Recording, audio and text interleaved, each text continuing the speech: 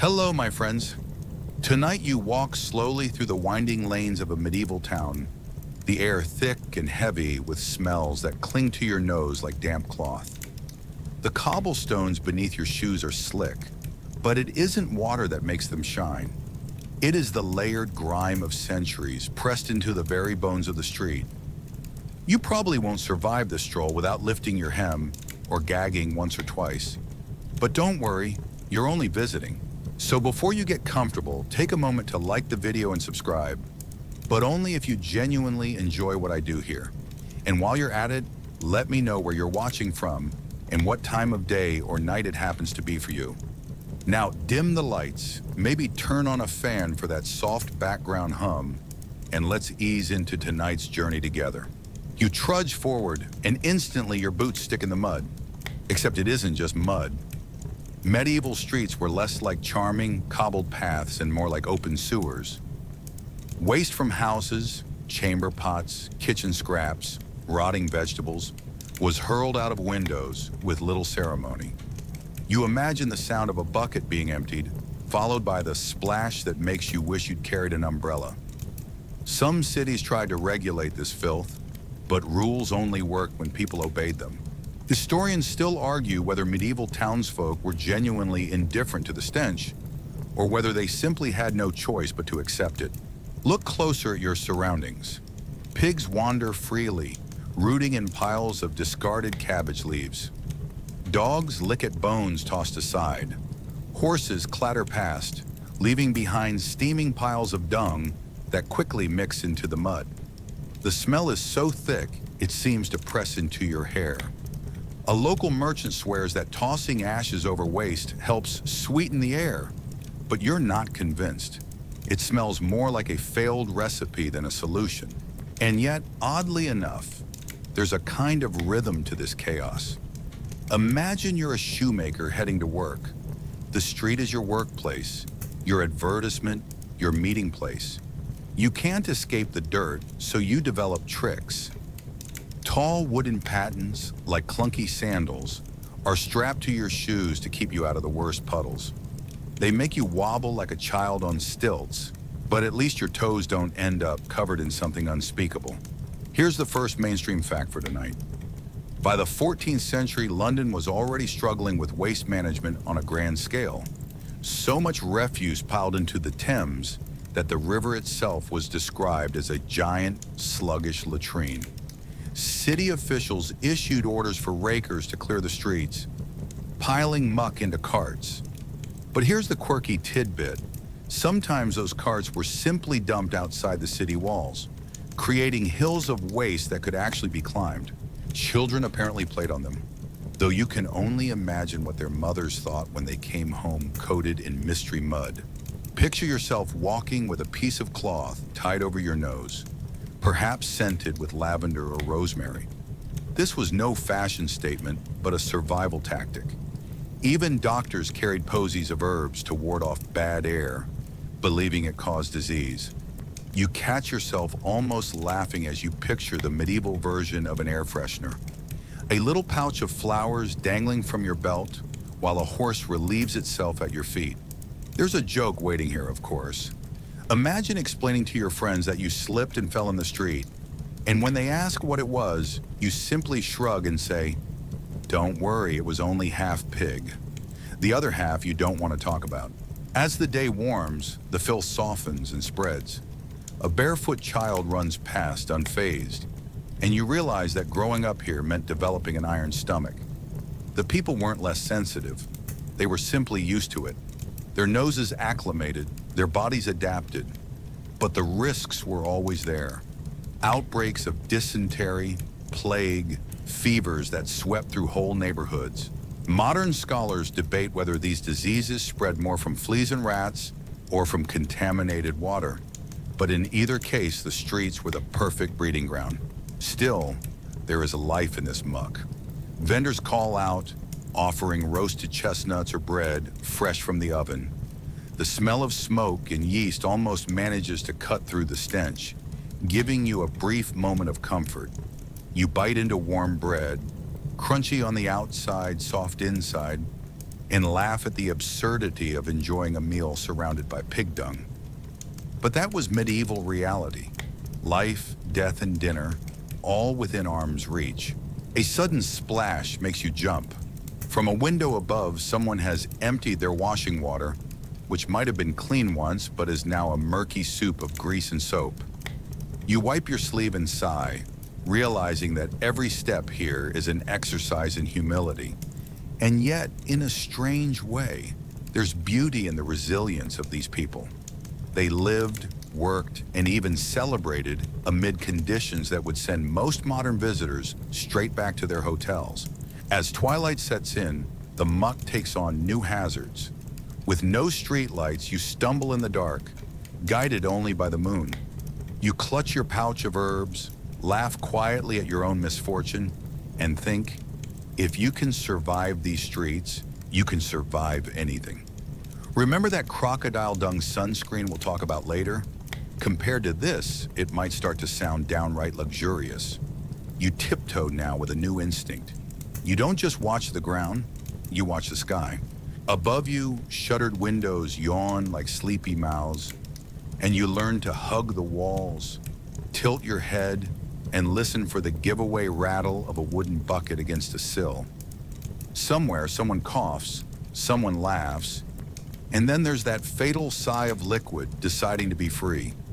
You flatten yourself against the stone and thank the little pouch of rosemary you tied to your belt in the last lane. It won't save your cloak, but it might save your dignity. Cities try to keep order. They issue rules, fines, and sternly worded notices about what may and may not be launched from an upper story. In some places, the ritual warning becomes part of the night's music. You hear the cry, Gardez-vous, in the Scots tongue, Gare à l'eau, in French, Agua va, further south, each a polite way of saying, please move your head unless you enjoy surprises.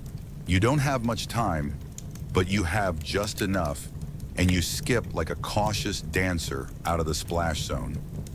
There's your first joke of the evening. You've never moved more gracefully than when avoiding what is technically a meteorological event. The mainstream fact slips in while you catch your breath. By the late Middle Ages, many towns across Europe had ordinances requiring residents to shout a warning before emptying chamber pots from windows, and some even specified the hours during which such emptying was permitted. It's not that people love rules, it's that they dislike what happened when rules weren't followed. Fights, stains, and the kind of neighborhood feuds that last 3 generations and start over a hat. Historians still argue whether these warnings were widely practiced or mainly remembered because they make such vivid stories, but the cry survives in diaries, court records, and city codes, often enough to make you check above your hat brim as you pass each doorway. You pause outside a timbered house where a candle flickers in the upper room. That small warm light is a reminder of why chamber pots exist at all.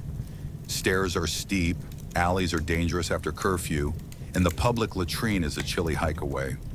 So the pot is practical, immediate, and, if you're very lucky, emptied with courtesy.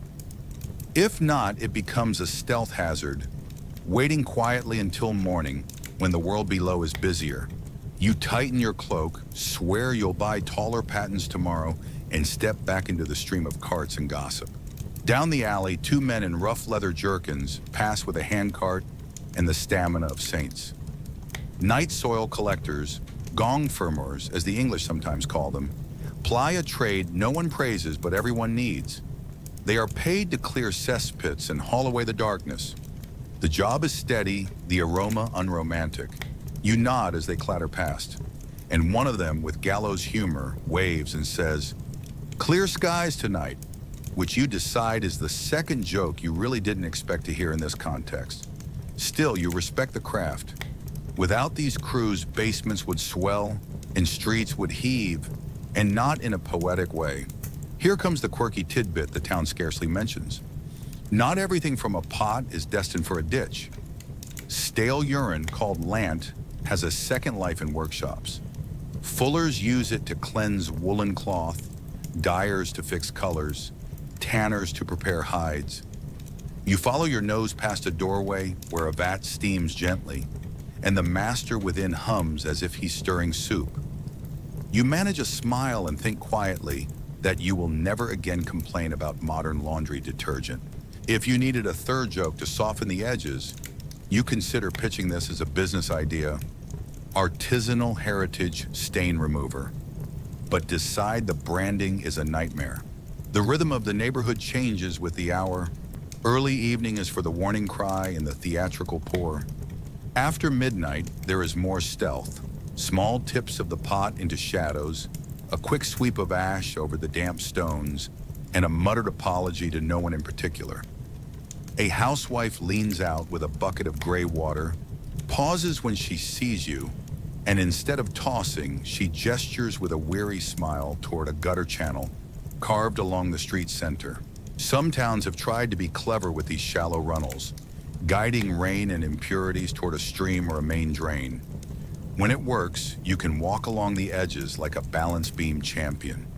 When it doesn't, the runnel becomes a little river you are absolutely not fording. You try to imagine the inside of these houses. The pot tucked beneath a bed, a cloth draped over it, a sprig of herbs laid atop like a hopeful charm. In wealthier homes, there might be a stool with a hidden vessel, and in monasteries, a communal latrine built with engineering care you admire from a safe distance. But even here, the pot is the great equalizer. Everyone has needs and the night is long. You picture waking in the small hours, hearing rain on the roof and thinking, in your drowsy confusion, that the rain has somehow found its way inside. Then you remember the pot, sit up, and navigate a tangle of blankets and siblings to reach it with the solemn ceremony of someone handling a relic. As you walk, you pick up the neighborhood's vocabulary.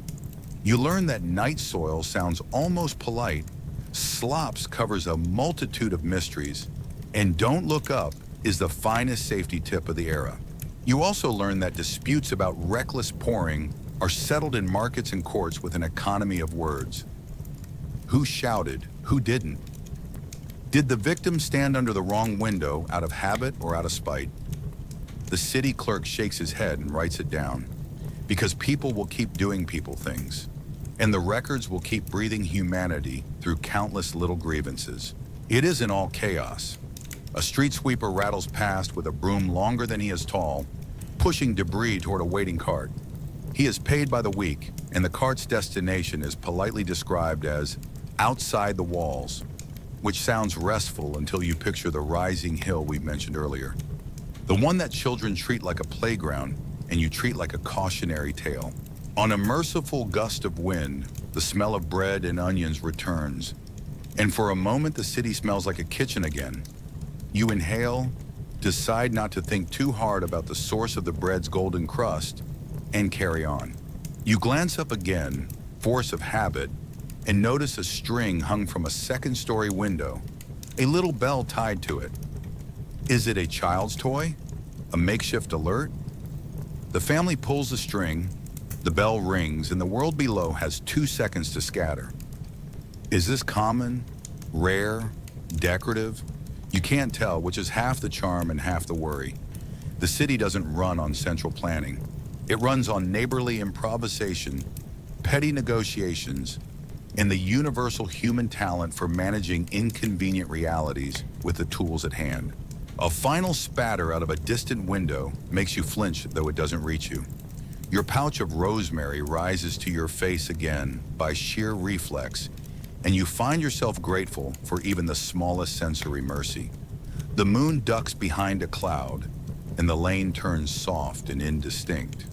You move carefully, counting your steps, thinking how this system, awkward, inconsistent, oddly theatrical, still allows the town to function. People eat, sleep, argue, fall in love, say their prayers, and shout their warnings. And while scholars debate how often the warning truly rang out, you decide that tonight you have heard enough to believe it, and you have dodged enough to swear by it. Before you go, you promise yourself one small luxury. Tomorrow you'll find a barber to tidy your hair and perhaps trim your nerves. But not yet, not while the windows are awake. For now, you keep your eyes up, your steps light, and your gratitude immediate. And remember, when we eventually reach that drafty castle seat above the moat, you'll look back on these flying contents with a surprising fondness. After all, forewarned is forearmed, and forearmed means your cloak might just live to see another sunrise. You leave the lane with your shoulders finally unclenching and decide your cloak deserves mercy. Steam blooms from a timbered doorway like a friendly cloud, and you drift toward it, grateful for water that, for once, doesn't fall from a window. Inside, the bathhouse air smells of hot wood, wet linen, rosemary, and that indefinable note that says both kitchen and garden at the same time. An attendant, equal parts host, bouncer, and lifeguard, presses a smooth wooden token into your palm and guides you to a bench as if you've just checked into a very damp hotel. You smile, because for tonight at least, civilization looks like a tub, a towel, and the promise that no one is going to shout a warning from above. Benches ring the wide room. In the middle, a giant barrel steams like a cauldron for giants. Along the walls, smaller tubs sit in pairs, each with a narrow plank that doubles as a table. You step carefully, remembering your clunky pattens belong on streets, not slick planks, and ease yourself into a side tub. Heat climbs your shins, your chest, your shoulders. Your whole day softens like wax near a hearth. A lute plucks a tune from a shadowed corner. Someone hums. A few voices are already drifting toward dream. If the streets were chaos, this is choreography. Soap, splash, sigh, repeat. A basket appears with the grace of a magician's trick. A rough linen cloth for scrubbing, a fingertip of soap, a sprig of thyme to crush between your fingers. Here's your mainstream fact while you soak. By the late Middle Ages, public bathhouses, Badestuben in German towns, stews along London's Bankside, and balnea across France and Italy are common enough that city ordinances regulate hours, prices, and behavior, and fines exist for rowdiness that would splash into the neighbor's peace. Soap making is organized craft now. Olive oil Castile soap from Iberia and hard cakes from Marseille are traded widely, and local soap boilers defend their recipes the way bakers guard their starter. You rub the little cake between your palms and decide it smells faintly of olive grove and ambition. A server pads over with a tray that belongs in a tavern. Spiced wine, a heel of bread, a wedge of cheese, all set on a plank that bridges your tub. You promise yourself you will not drop crumbs for imaginary carp. There are no carp, of course, but the idea earns you your first soft laugh of the night. People talk business here, whisper news, make plans. Warmth turns suspicion into conversation. Someone asks if the city will pave another street. Someone else wonders whether the rakers will ever keep up. You take a sip of wine and discover that, yes, dinner in a bathtub is oddly persuasive. Mixed company is allowed here today. The rules swing back and forth like a door in a draft. No men after sunset, no women on feast days, no anyone who can't behave.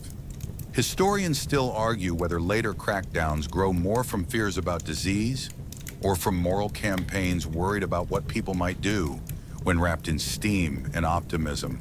After plagues, some writers insist hot water opens the pores to danger. Preachers complain that the stews encourage whispery meetings. Physicians counter with measured advice about temperate bathing. You, meanwhile, decide the only scandal tonight will be the sound you make during the cold plunge. An attendant with forearms like oars suggests a sweat before that plunge, and you follow into a stove-warm chamber where benches tear upward like a little theater. Juniper branches snap on the stones. The steam smells green and resinous. A man across from you thwacks his shoulders lightly with a birch switch in the Eastern habit, and you file the idea under things you didn't plan to try and now might. You breathe through your rosemary sprig, yes, the same little lifesaver from the lanes, and let your bones lengthen. Somewhere someone tells a joke about losing a ring in the big tub and proposing to the first person who finds it. Everyone is suddenly very careful about where they wave their hands. Back in the main room, a washer tips a dipper over your shoulders with the practiced elegance of a dancer. Soap, scrub, rinse, sigh. Your body remembers a rhythm older than this street and younger than the river. Now for a quirky tidbit, some bathhouses rent felt caps. Little woolen crowns meant to keep your head cool while your body warms. You try one on and become instantly the Duke of Steam. Others sell bath gloves stitched from rough cloth for extra scrubbing power. And a few offer bath salts that look suspiciously like the kitchen's coarse stuff. You're not fooled, but you enjoy the theater. The hand bowl poured at your neck, the clean snap of linen, the way the water hushes the whole room into hospitality. Then the plunge pool waits, cold, dark, and smug. You descend like a diplomat negotiating with a stubborn duke, inch by inch, promise by promise, knees, waist, shoulders. Your brave noises become polite squeaks, and you discover that, for all your heroics with flying chamber pots, Arctic water is your true nemesis. You manage a count to 12, which a nearby boy announces qualifies you for minor glory. It's not a laurel wreath, but you'll take it. When you climb out, the world feels sharply drawn, the lamps haloed, the edges of the night crisp as fresh linen. The host offers a herbal lay, which sounds like something a particularly anxious ordinance might outlaw, but turns out to be a soak scattered with rosemary and lavender. Behind a screen, someone requests rose water, another asks for a mustard poultice on aching shoulders. A third orders mulled ale for the courage of the plunge. You marvel at the enterprise. For a fee, you can purchase steam, cold, scent, music, quiet, and the story that you have emerged new. A joke tugs at the corner of your mouth. You consider tipping with your sprig of thyme and telling them it's the deluxe package. You towel off with linen coarse enough to prove you're alive, and think about how many versions of bath the medieval world knows. In the Muslim Mediterranean, hammams hum with their own sequence. Warm, hotter, hottest, then cool.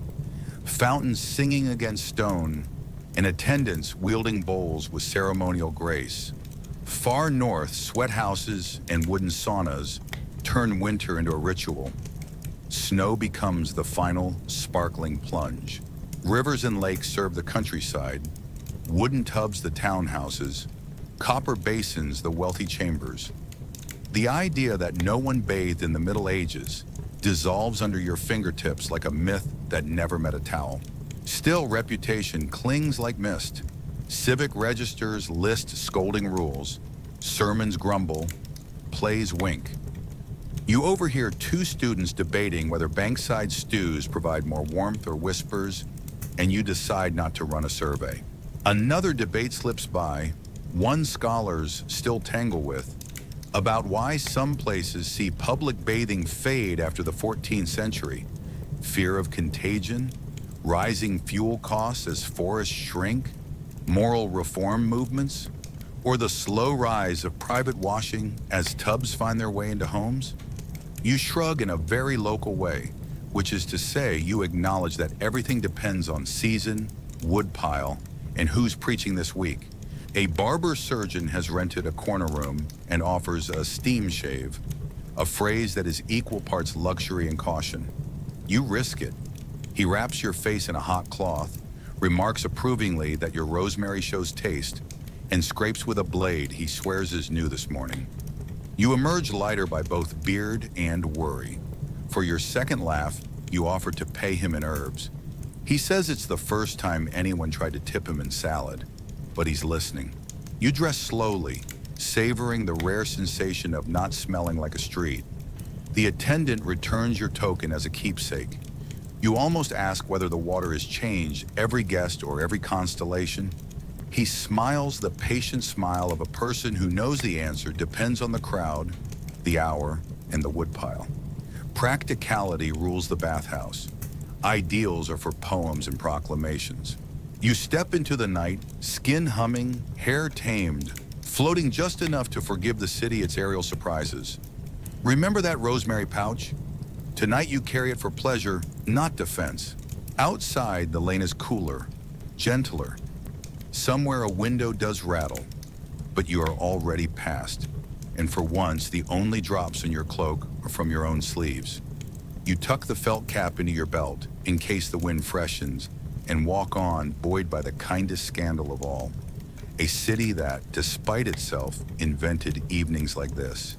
Steamy, sociable, and cleaner than you began. If anyone asks whether bathing here is hygiene or theater, you'll answer like a seasoned local. It's mostly both, and thank goodness for it. You follow the soft ring of a handbell and step into a shop that smells of hot iron, rosemary, and the brave decisions of other people. The barber surgeon's pole out front, red and white like a cheerful candy cane that has seen things, promises trims, bloodletting, and the fine art of liberating teeth from jaws. Inside, the chair creaks the way a small boat creaks when it meets a storm. You lower yourself into it and tell your aching molar that help has arrived. Your molar replies with a throbbing drum solo that suggests a difference of opinion. The barber arrives with the confidence of someone who has 3 trades in one towel. He tucks linen under your chin, holds up a little iron tool with a looped end, and says, "Open like a church door on feast day." You oblige.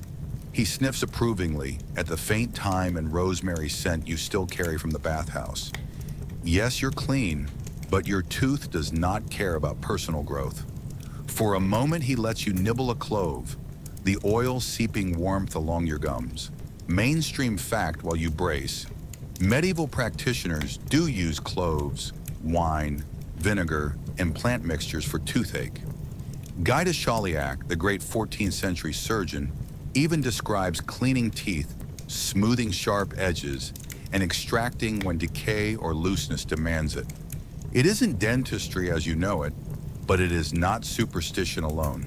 It's steel, skill, and a small prayer. The barber lays out instruments like a little orchestra, forceps for grasping, a narrow elevator to coax, a probe for courage, yours, not his. You notice the absence of anything that hums, clicks, or anesthetizes. He offers a cup of spiced wine to quiet the tongue. You take a careful sip and consider the life choices that brought you to this chair. Joke 1 arrives right on schedule. He says his fee comes with a warranty. If the tooth grows back, he'll remove it free of charge. He peers into your mouth and nods as if he's recognizing an old friend who never knew when to leave. He notes tartar along the gum line. We'll scrape that too. And a dark crater in the offending molar.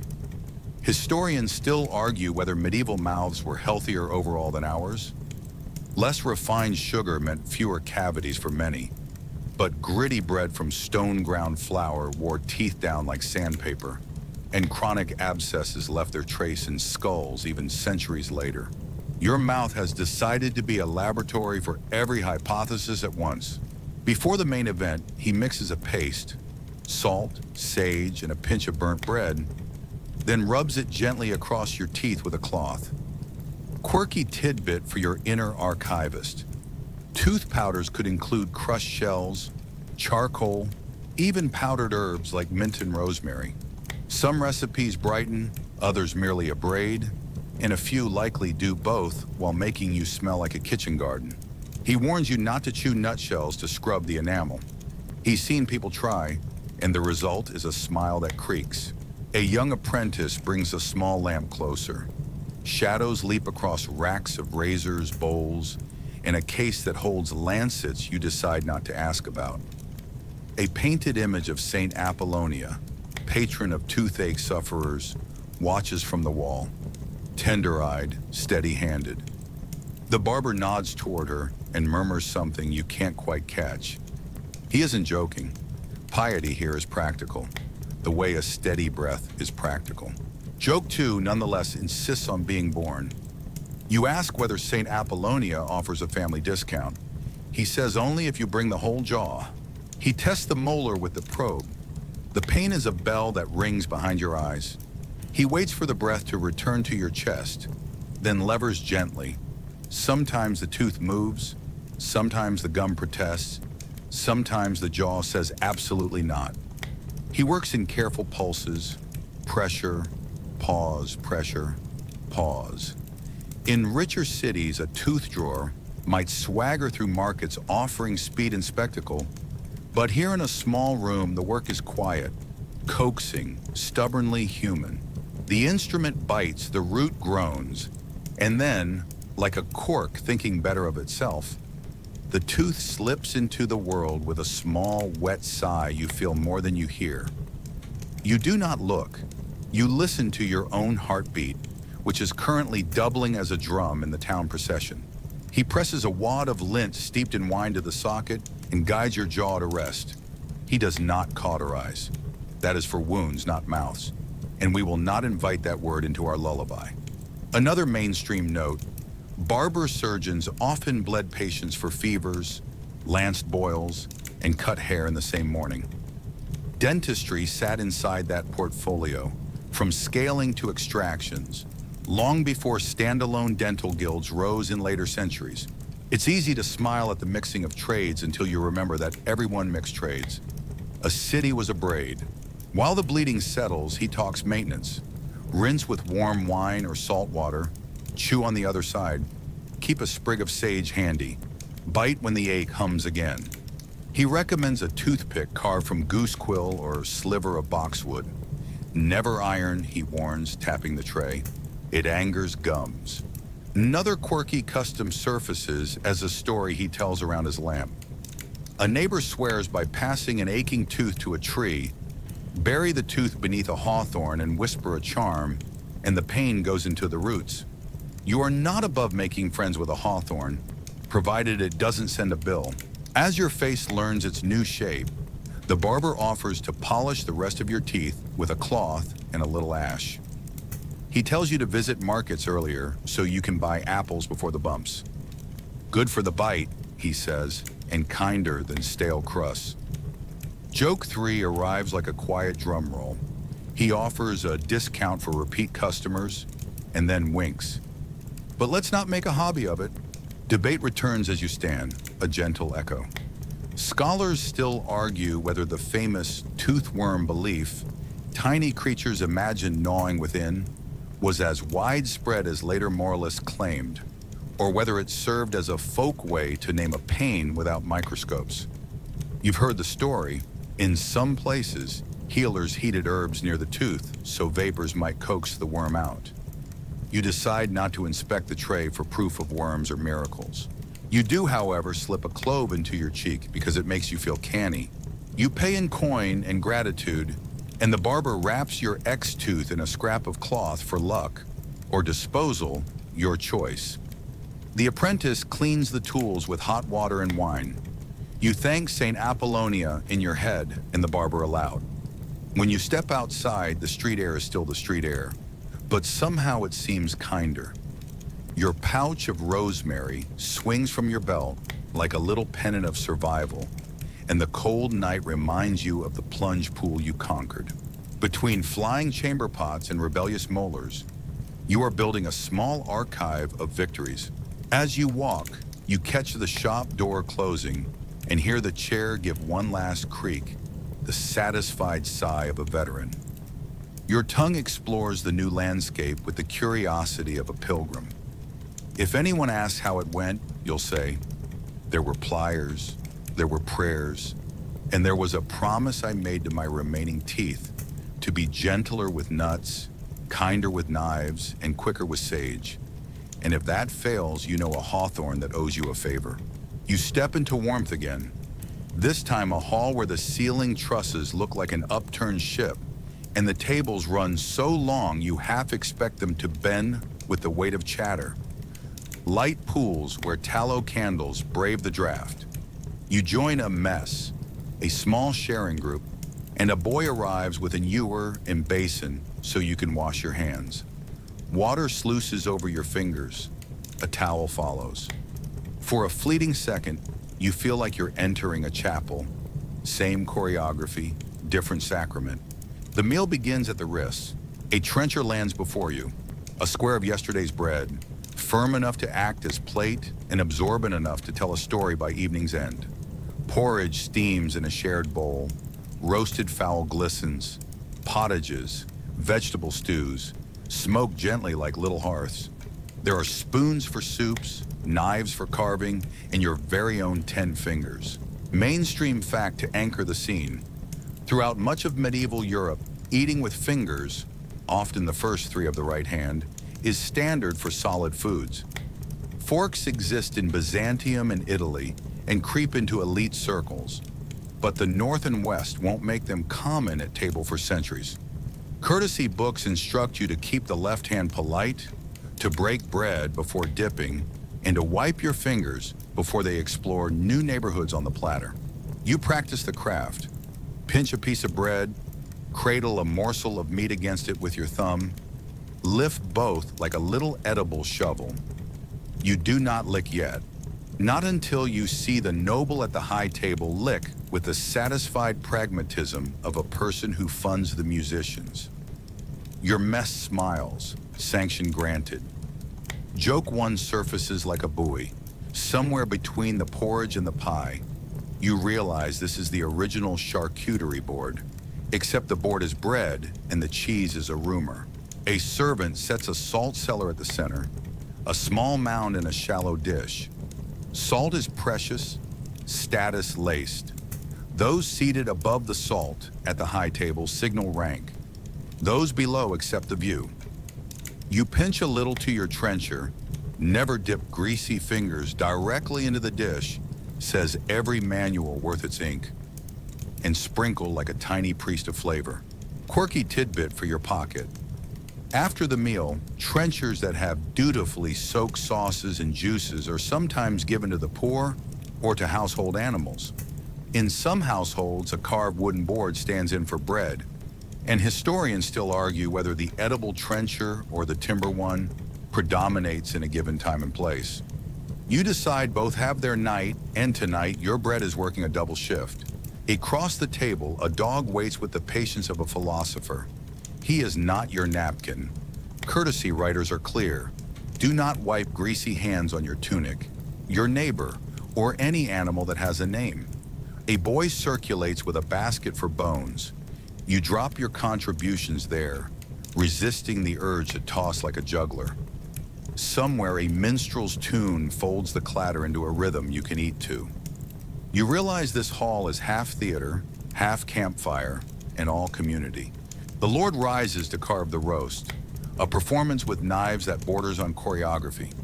He offers particular cuts to particular guests, each gesture a syllable in the language of favor. You quietly bless the barber surgeon for reducing your molar population by 1. Meat is friendlier tonight. A cupbearer brings the grace cup, a shared drink that makes a solemn circuit along the high table. You stick to your own mug of ale.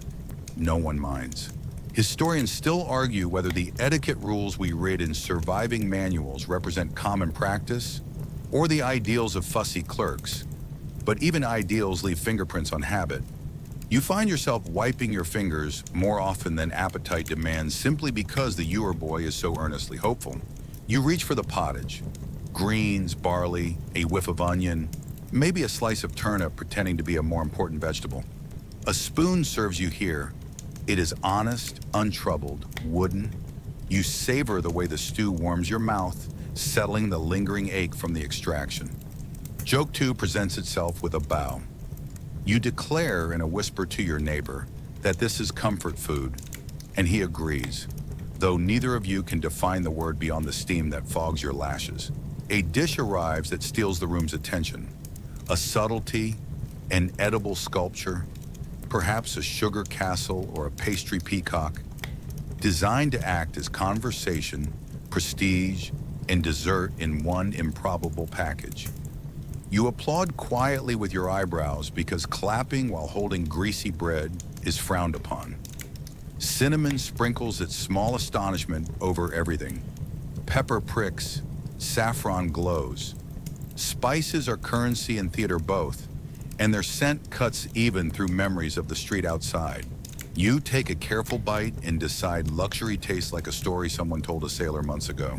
Forks finally make a cameo at a nearby table. Two prongs, delicate, Italianate, handled with the concentration of someone threading a needle. You watch with the fascination you usually reserve for astronomers. A merchant whispers that he saw a lady in Venice use such a fork daily, and that some clergy scolded it as decadent, as if food and fingers were a marriage decreed by heaven. Historians still argue whether those early condemnations were widespread prudery or isolated grumbling. Either way, the fork will have to wait another few centuries to win its citizenship here. For now, your right hand remains your most versatile utensil. Between courses, water and towel return, and you bless them. The boy with the basin has a future in diplomacy. He knows when to appear without making you feel observed. You dab at your fingers, thinking of the bathhouse and its careful sequence, the lane and its less careful reins. Cleanliness in the Middle Ages, you're learning, has less to do with showers on demand and more to do with rhythms, rituals, and a great deal of linen. Someone near you sneezes and reaches for the tablecloth.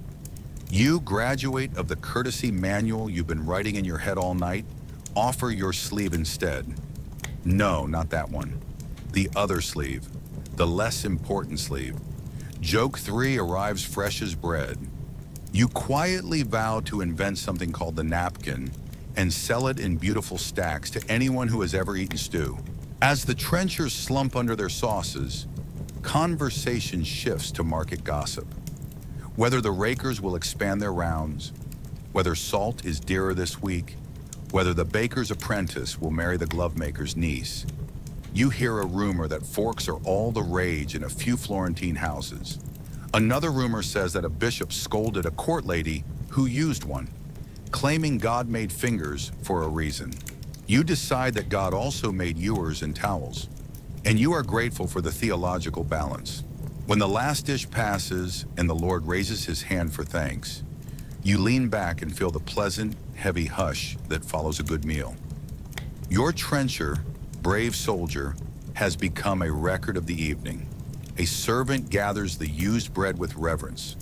Tomorrow it will travel to someone else's table, or to hounds, or to the pig you met rooting by the lane. The cycle closes like a hymn. You wipe your fingers one last time, stand, and realize you have learned a new grace. To eat with hands that know when to reach, when to rest, and when to wash. As you step away from the table, you toss the tiniest pinch of salt over your shoulder. Not for flavor, but for luck. We'll talk about such superstitions soon enough, and you'll smile at how a dining room can double as a little school of patience, appetite, and shared rules. For now, you leave the hall with warm belly, clean fingertips, and a contentment that even flying chamber pots cannot entirely wash away. You arrive at the inn with high hopes and a low bar, a roof that sheds rain, a hearth that remembers fire, and a bed that remembers how to be kind. The host leads you up a narrow stair that creaks like an old man telling secrets. Your room is a square of candlelight, timber, and shadow. In the corner waits your kingdom, a wooden frame, a mattress bigger than a bread oven, and curtains thick enough to keep drafts and gossip at bay. You let your cloak fall, your shoulders drop, and your confidence rise, until the mattress sighs when you touch it, and the sigh sounds busy. You press a palm into the ticking, the mattress cover, stuffed not with clouds but with straw. A palliasse, they call it, and you, after a day in medieval lanes and barber chairs, call it good enough. You climb in. The first sensation is warmth, the second is scratch, the third is motion. The straw shifts like a small countryside beneath you, and then comes the unmistakable constellation. A pinprick here, a tickle there, a tiny march of feet that never paid for lodging. You slap gently, more diplomacy than warfare, and discover you are vastly outnumbered by citizens with 6 legs and strong opinions. Mainstream fact arrives with the candle's steadying glow.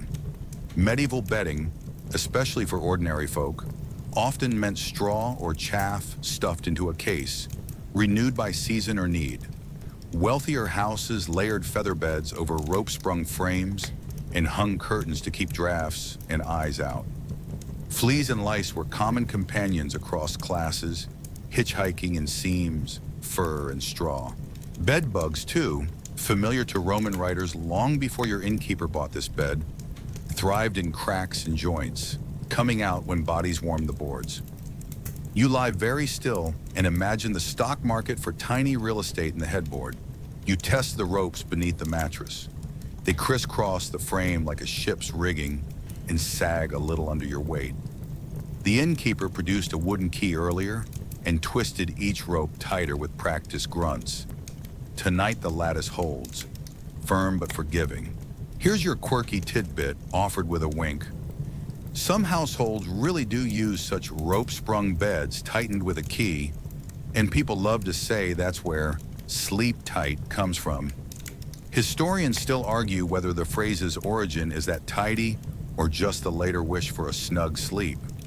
You, currently negotiating with a straw-stuffed hill and a lively parliament of fleas, decide the wish is universal, no matter what the etymology says. You light the second candle and take stock of your allies. There's a louse comb on the wall hook, fine-toothed and humble, built for patience. A sprig of dried wormwood hangs above the bed, braided with lavender like a tiny banner of hope. A small clay dish on the floor holds a dollop of pitchy resin. Someone's attempt at a flea trap, sticky as gossip and twice as ambitious. You set your rosemary pouch by the pillow because faith, like fragrance, helps you breathe easier. And still the nibbling continues, polite, exploratory, then enthusiastic. You mutter a calm oath and remember the bathhouse. Your skin had never felt cleaner, which is perhaps why tonight you are the special on the menu. Joke one arrives with a sleepy smile. You consider charging the fleas rent and decide they would haggle. You sit up and give the mattress a farmer's shake, then pull the tick's laces open enough to permit strategy. The straw inside is golden where it's fresh, gray where it's tired, and dotted with the mysterious seeds of previous tenants' dreams. You scoop a few armfuls out to fluff and reorder the mass. An innkeeper's trick, they'll happily let you perform yourself. In homes where the straw is yours, you'd empty the tick and refill it at harvest. Here you make do, plumping the hills into a friendlier geography. From the hearth downstairs floats the comforting thread of smoke. You remember hearing that fumigating bedding with smoke, juniper, rosemary, sometimes a pinch of sulfur, is a favored way to bother the bothersome. You're not going to carry your mattress to the fire at this hour, but you do rub the seams with your sprig as if you're blessing a doorframe. The fleas ignore theology and debate politics. You can tell because they keep holding meetings. The debate you can't help but invite into the room is the large one, the one that hums under so many medieval nights. Historians still argue whether the Great Plagues moved mostly with the rat flea that loved the black rat's fur, or whether, at times and places, human ectoparasites, our own body lice and human fleas, carried more of the burden than we used to admit. The balance might change with climate, architecture, and household habits, and you, ever cautious, decide that any creature currently considering your ankle is a creature worthy of respectful distance. You reach for the louse comb, working through your hair with slow, thoughtful strokes. Combing is a ritual, almost a lullaby. The fine teeth find what fingers miss. In markets, combs are sold beside pins and mirrors. In monasteries, they appear in inventories as calmly as spoons. You tap the comb against the resin dish with the satisfaction of a craftsman. Somewhere in the straw, a bedbug composes a ballad about your patience. The innkeeper's wife pokes her head around the door with a pot of hot water and a pocket full of advice. She suggests a quick wash of feet and wrists, fleas love warm pulses, then a dusting of ash along the mattress seam. It dulls the romance of the room but brightens your prospects.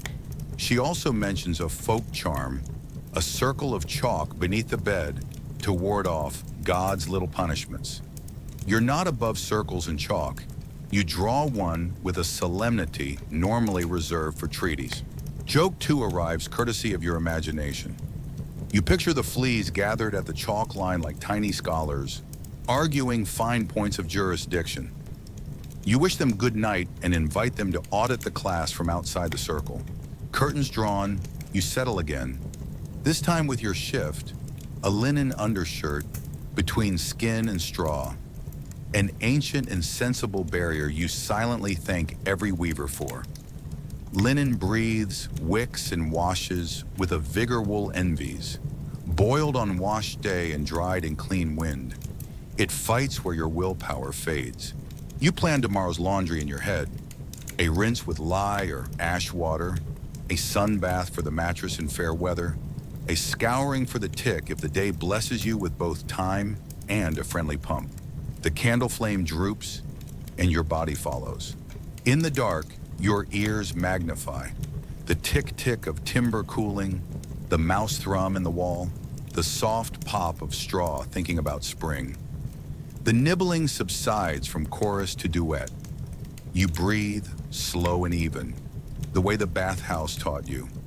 A memory of the dining hall floats up, the salt cellar, the wooden spoon. And for a moment you are all appetite and no itch. You let your mind wander to beds richer than this, feather beds that lift you like a loaf rising, sheets sweetened with rose water, warming pans passing beneath linen like small traveling suns. You picture a child muttering a giggling complaint from a trundle bed, a cat kneading a corner until the fleas seek new employment, a nun knotting a sprig of rue into her pillow fringe because the Abbey gardener swears by it. Lives stack up in layers like quilts, and you feel yourself become one more layer, warm, mortal, determined to sleep anyway. The straw shifts again, but gentler now. Perhaps your diplomacy worked. Perhaps the inn's tiny citizens decided you are a dull book and moved on to more exciting literature. Joke 3 pads in on velvet feet. You promise the fleas a 5-star review if they remain theoretical. Before sleep takes you, you try one more experiment. You lift the edge of the tick and lay a small bowl there with a little oil in the bottom. If an ambitious bedbug decides to parade, the bowl might invite a reflective swim. Will it work? Perhaps, perhaps not. Either way, it feels like you made a decision that favors your skin. The candle gives its last sigh.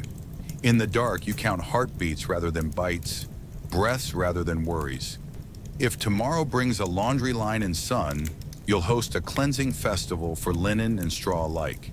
If not, you'll comb, dust, rub wormwood, and repeat the lullaby of civilized persistence. And if a debate rises again, rope bed or feather bed, rat flea or human flea, you'll listen, you'll learn, and you'll answer the only way a tired traveler can, with a yawn, a smile, and a faith that morning smells like bread, not like straw. You wake with a treaty in place. You will not complain about the straw if the straw pretends to be a meadow. Your fingers find the louse comb you left on the stool, and you draw it through your hair in slow, hopeful passes. The little teeth sing against your scalp like rain on a tight roof. You tell yourself that today is the day you tame everything from crown to chin. And because the barber who pulled your traitorous molar seemed improbably competent with sharp things, you steer your morning feet back to the striped pole where hair, beard, and dignity might all be persuaded to cooperate. The shop smells of warm steel, beeswax, and herbs drying on a string. A bench holds customers trading the news. A market quarrel, a rumor about paving stones, the eternal question of whether the rakers will ever keep up. The barber, surgeon yesterday, stylist today, greets you like a regular and pats the back of the chair with the same authority he used on your jaw. Beard? He asks. Hair? He asks. Peace, you answer, and he grins as if you have requested a difficult but noble art. He begins with a comb, wide teeth, then fine, working from nape to crown with a patience that makes your scalp remember the bathhouse steam. Mainstream fact to steady your mirror. In many towns, barbers keep the public tidy as a civic function, cutting hair, trimming beards, lancing the occasional boil, and sharpening razors until they gleam like winter water.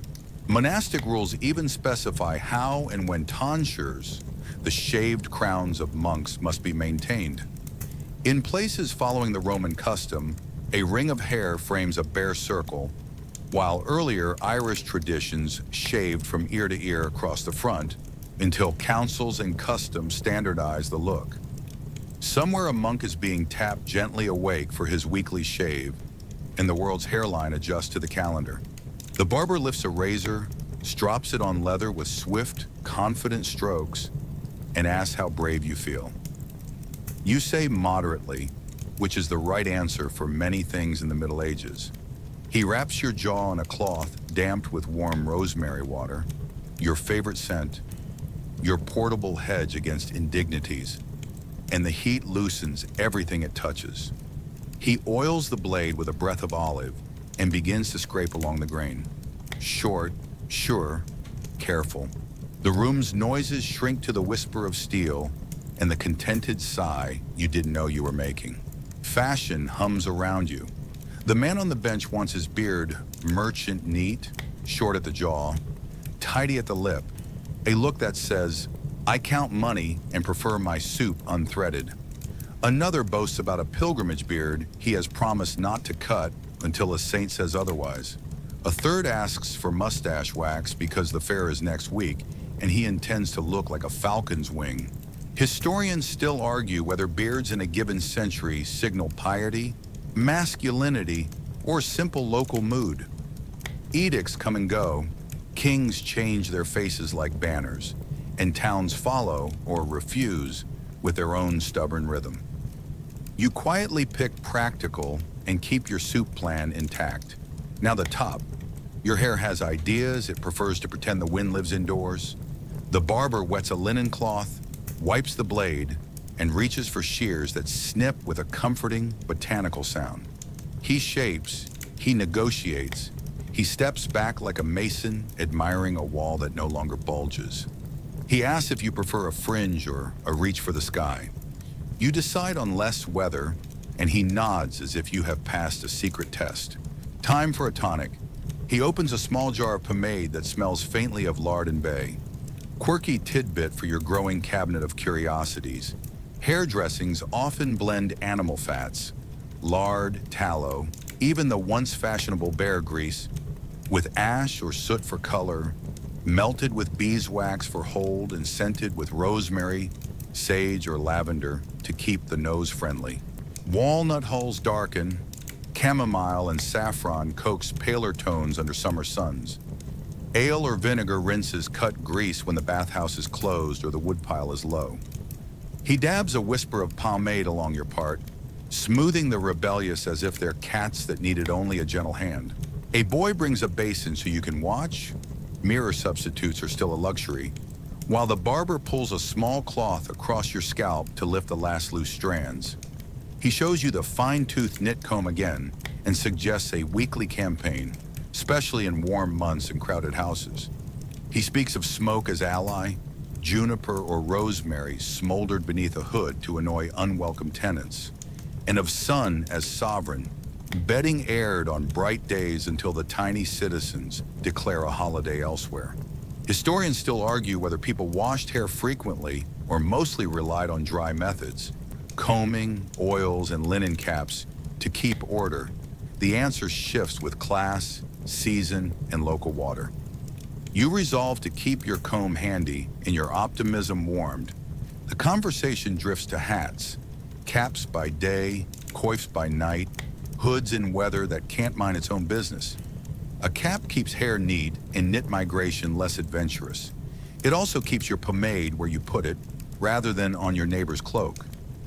The barber sells coifs stitched of tight linen, easy to boil and dry, and you buy one with the pleasure of someone investing in future tranquility. Joke one lands softly. He tells you the coif is guaranteed to make you handsomer by at least the width of a louse, which today feels like excellent value. He offers a scalp rub with rosemary and a pinch of salt. You accept. His thumbs move in circles that loosen thoughts you didn't realize were clenched. You try not to purr. He speaks about the traveling peddler who swears by an egg and ale shampoo. Beat the egg, cut with warm ale, rinse with rainwater, makes hair shine like a well-behaved eel. You write the recipe in your head between the lines that say, keep lye away from your eyes and keep soot away from your collar on feast days. Razor again, this time for the nape. The scrape is feather light, the towel is warm, the result is order. He trims your brows of breath, a courtesy that prevents them from announcing separate politics. You remember yesterday's tooth and decide every piece of you is grateful for competent hands. Joke 2 arrives with a wink. He asks whether you want your beard fit for dinner or for legend, and you choose dinner because legends don't come with napkins. He steps aside for a final inspection. Your hair lies like a field after good weather, tidy, faintly scented, thinking cooperative thoughts. Your beard keeps its counsel without keeping your mouth hostage. You feel, there's no other word, civilized. Mainstream fact circles back for a bow. Guilds of barbers and surgeons in some cities keep order among practitioners, set apprenticeships, and regulate fees. Elsewhere, the trade is looser, but the expectation remains that a barber shop is a small machine for public wellness. Less grand than a church, less noisy than a market, but no less necessary. A woman enters veiled against the street and asks for a bottle of rosemary water. The barber measures it into a glass vial and advises a few drops in rinse water, a dab at the wrists, a trickle on linen. Scent becomes document. It tells people where you've been and what you value. And today it says you chose herbs over mud. Historians still argue whether perfume waters were luxuries reserved for the wealthy or small indulgences found across classes when gardens and still rooms permitted. Recipes survive in household books that suggest both scarcity and ingenuity. You pay in coin and in praise. He refuses your attempt to tip with your spare sprig, "We are not a salad," and hands you a little tin of pomade as a parting gift. You promise to use it sparingly. He replies that restraint is the secret ingredient in every good recipe. Joke 3 salutes from the doorway. He warns you not to stand directly under the windows on your way home, lest your carefully arranged hair become a public water feature. You accept the wisdom and tug your coif into a position that suggests destiny and also, frankly, prudence. Back outside, the morning smells like bread, trying to forgive a city. Your scalp tingles pleasantly, your beard behaves, your coif is a quiet halo. You pass a monk whose tonsure gleams like a polished coin. You pass a soldier whose mustache points at the horizon with martial enthusiasm. You pass a child with hair sticking out like a hayrick, and you nearly hand over your tin. But you keep it, because tonight you are determined to sleep in a bed that smells of lavender and ambition. And tomorrow you intend to wake with hair that remembers today's lesson. With a comb, a sprig, a little lard, and a steady hand, even a medieval morning can begin tidy. You discover that clean here is less a finish line and more a fragrance you carry like a quiet flag. After the comb, after the razor, you take the little vial the barber measured for you, rosemary water bright as morning, and tap 2 drops onto your wrists, one at the throat, one along the edge of your coif. The note is green, bracing, a hedge clipped into manners. You laugh softly because you now smell like a salad that pays taxes, and that feels like progress. Vinegar waits in a stone bottle on the washstand, sharp, honest, useful. You pour a little into the basin, thin it with warm water, and pat underarms, neck, and hands. It bites, you wake, you approve. Mainstream fact to anchor the ritual. Throughout the later Middle Ages, apothecaries and household still rooms produced scented waters and herbal vinegars, rose, rosemary, sage, lavender, used to freshen linen, rinse hands at table, and dab the pulse when the air feels heavy. Physicians recommend acid waters for cooling and cleansing. Household books record them beside recipes for syrups and preserves, because scent here is both medicine and manners. Your pouch of herbs, Faithful rosemary, a little lavender, swings at your belt again. You crush a sprig between fingers and rub it along the inside of your coif. The cloth drinks the scent like a lesson it intends to keep. Quirky tidbit for the vanity shelf. The legend of hungry water, a rosemary-based perfume said to have restored a queen's vigor in the 14th century, will drift through recipes for centuries, sometimes with wine spirits, sometimes without, always with promises large enough to make you raise an eyebrow. You're not promising your joints immortality, but your collar smells confident. You tuck an orange in your hand, a small luxury from warm coasts, and stud it with cloves until it becomes a tiny armored planet, a pomander you can carry or hang by your bed. When the fire burns low at night, you'll lay orange peels on the coals. They'll curl and blacken, and the room will fill with a clean, bittersweet smoke that tells fleas the party is elsewhere. You roll the pomander in your palm, a medieval fidget spinner that also makes you smell like trade routes. And you admit that's a fine 2-for-1.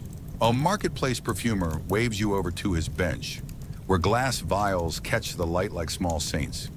He has rose water from Damascus, he swears, spike lavender from Provence, rosemary from a hillside that knows prayers, and, for those with sturdier noses, musk and civet from animal kingdoms you prefer to greet at arm's length. He offers you a scrap of wool dabbed with ambergris, sea mystery, soft as a story told slowly. You breathe, decide not to mortgage a shoe for it, and settle on another ounce of rosemary water because you are a creature of habit and hedges. Back in the street, you pause beside a doorway strewn with rushes. Fresh green blades with meadow, sweet and mint scattered through them soften the floor and sweeten the draft. The old myth insists people let rushes rot for years, but you've watched a housewife shake yesterday's mat of stalks into the lane and lay new fragrant flooring with the pride of a hostess. Historians still argue whether every hall kept a fresh, clean carpet of rushes, or whether that was an elite privilege often neglected in lean seasons. But your nose votes for the house that changes them. You step over the threshold and your shoes echo the decision. At table again, you notice a server circling with a silver ewer of rose water. Between dishes, hands are held over a basin and rinsed. Perfume steam rises, and the air performs a small reset. The host offers suckets, candied peels, and bowls of anise, comfits for breath. You pocket 2 for later. You are not above insurance. Joke 1 arrives right on cue. You decide to name your personal fragrance Ode to Don't Look Up, a scent designed to be enjoyed at street level only. The still room behind a grander house is a study in quiet weather. Copper alembics puff like patient kettles. Strings of herbs dry in orderly rows. Here, women who keep ledgers and lilies with equal competence distill waters the way poets distill afternoons. Mainstream note with a respectful bow. The technique of steam distillation for rose water becomes canonical in the medieval Islamic world. Avicenna's descriptions are famous and spreads west through trade, texts, and the unarguable success of bottles that smell like gardens in winter. Your nose is a student in that school, even when your feet are ankle deep in a gutter. You slip into a church at the hour when incense climbs the nave like a ladder. The resin smoke doesn't exactly deodorize, but it shifts the room's center of gravity from bodies to blessing. In cities that borrow purification from ritual, the line between cleanliness and holiness grows thin as a wafer. You sit, breathe myrrh and frankincense, and mark the way your cloak stops smelling of lanes for the length of a hymn. Back outdoors, a peddler displays sweet bags, little sachets of herbs to hang from belt or bed. Wormwood, rue, and pennyroyal boast of discouraging pests. Lavender, rose, and orris root promise to coax sleep and compliments. You buy one stitched with blue thread, because blue feels honest. A boy demonstrates strewing powder, ground herbs mixed with dried clay, to sprinkle on floors before a sweep. You watch dust rise, perfumed, and think, yes, even housekeeping can play at alchemy. You test a different tradition in a different quarter. A hammam-style soap scented with laurel and olive. The cake is green, dense, almost musical when you flick it. The soap seller speaks of caravans and baths where marble remembers every foot. You will not be in marble tonight, but scent travels better than architecture. You buy a sliver and imagine your straw tick, appreciating the irony. When afternoon heat gathers, you freshen your coif again and consider the animal perfumes the perfumer hinted at. Civet scraped from a cat's glandular patience, musk loosed from a deer that never asked your opinion. Some noses thrill, yours politely refuses. Historians still argue whether ordinary noses in medieval towns lived inside a constant fog of foulness, or whether linen, herbs, and seasonal washing meant daily life smelled mostly of smoke, sweat, and kitchens, with sharper episodes when carts, animals, or storms collaborated. You choose the middle path. Reality with mitigation, cabbage with mint. Joke 2 taps your wrist like a court usher. You invent Vinegar Splash number 14, a brand so austere it cures both odors and optimism. You grin, then secretly add a drop of lavender because you're not as stern as your marketing department. Evening curls in. You shake your cloak in the yard, hang it where the wind can edit it, and rub a thumb of rosemary water along the seams. You sprinkle a pinch of strewing herbs across the threshold and pick up your pomander again, rolling it until the cloves warm and whisper. The innkeeper's wife approves, then leans in with a secret. Chew mastic resin after meat, she says, for sweet breath and gums that stay friendly. You tuck the tip away. The barber will admire your dedication to dental diplomacy. Joke 3 wanders home with you, gentle as twilight. You consider writing a guidebook, How Not to Smell Like History, with a single chapter that reads, Carry a garden, avoid the windows, and befriend a still room. You'll add an appendix for fleas that explains their eviction notice in lavender. Before the candle goes out, you tuck the pomander near your pillow, set the vinegar by the basin, and lay your coif where it can dream of hedges. The room holds a new balance: smoke, soap, rosemary, the faint ghost of orange. If the city insists on being itself, muddy, busy, airborne, you'll insist on being yourself too. A traveler who learns the choreography of scent one drop at a time and who walks into morning smelling like someone who planned it. You follow your nose past the rosemary cellar and into a shop where glass bellies glow like small moons, and the air tastes of honeyed wine, vinegar, and something that once lived in a hedge. Shelves climb the walls in ranks, jars with Latin names that purr with confidence, bundles of dried plants tied neat as schoolchildren, and a pride of ceramic apothecary pots whose painted griffins promise that whatever ails you has a natural enemy. The apothecary greets you like an archivist of odors. He sets a clean matula, a pear-shaped urine flask, on the counter and raises an eyebrow the way a good actor invites applause. You smile carefully and arrange your cloak into the universal sign for, let's begin with the gentler options. Mainstream fact steadies your step. Medicine here lives inside the humors: blood, yellow bile, black bile, and phlegm, each with its taste of hot or cold, moist or dry. The university doctors in Salerno, Montpellier, Bologna, and Paris debate in Latin under painted ceilings. The Regimen Sanitatis Salernitanum rhymes advice about sleep, diet, exercise, and fresh air. And guilds watch over apothecaries so that syrups, electuaries, and simples don't wander too far from recipe. You may not know you're phlegmatic from your choleric yet, but you learn fast when the prescription tastes like cinnamon in order.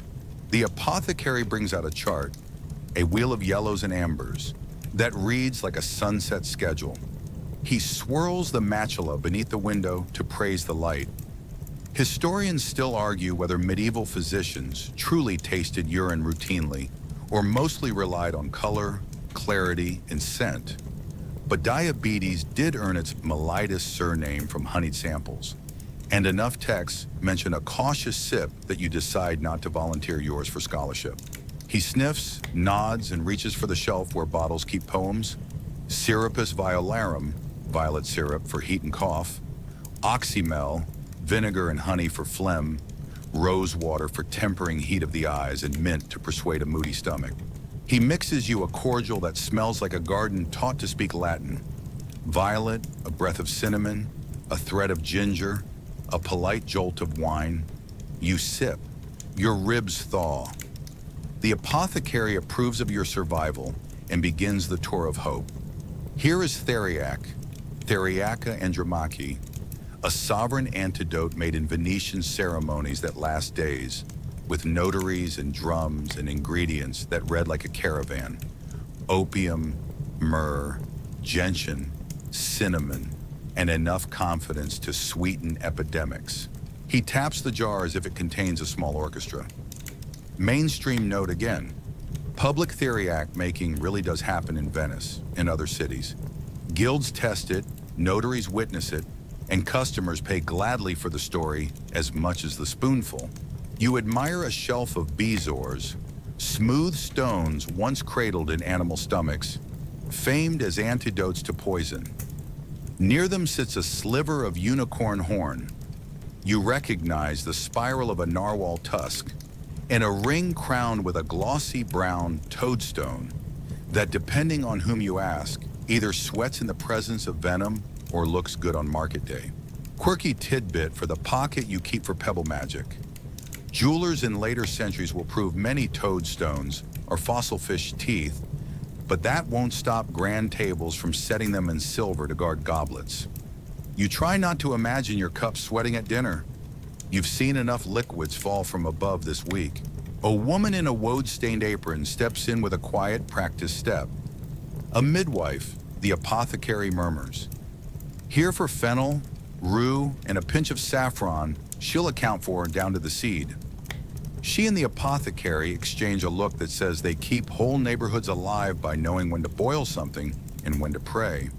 They speak of possets for fevers, of sage boiled in milk for throats that forget how to behave, of chamomile for bellies and marjoram for grief. The midwife mentions a sleeping sponge, a cloth soaked in wine infused with opium, henbane and mandrake, dried and re-wetted for surgeries, then shrugs.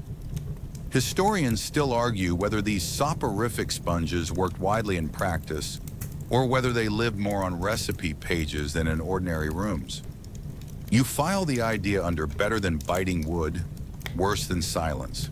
The apothecary takes down a green glass bottle labeled Aqua Rosmarini and smiles because you already smell like its cousin.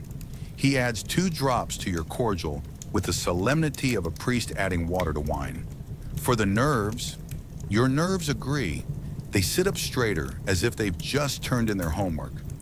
Then, because this is the Middle Ages and every shop stocks at least one marvel, he produces a tiny packet of ground emerald from a locked drawer.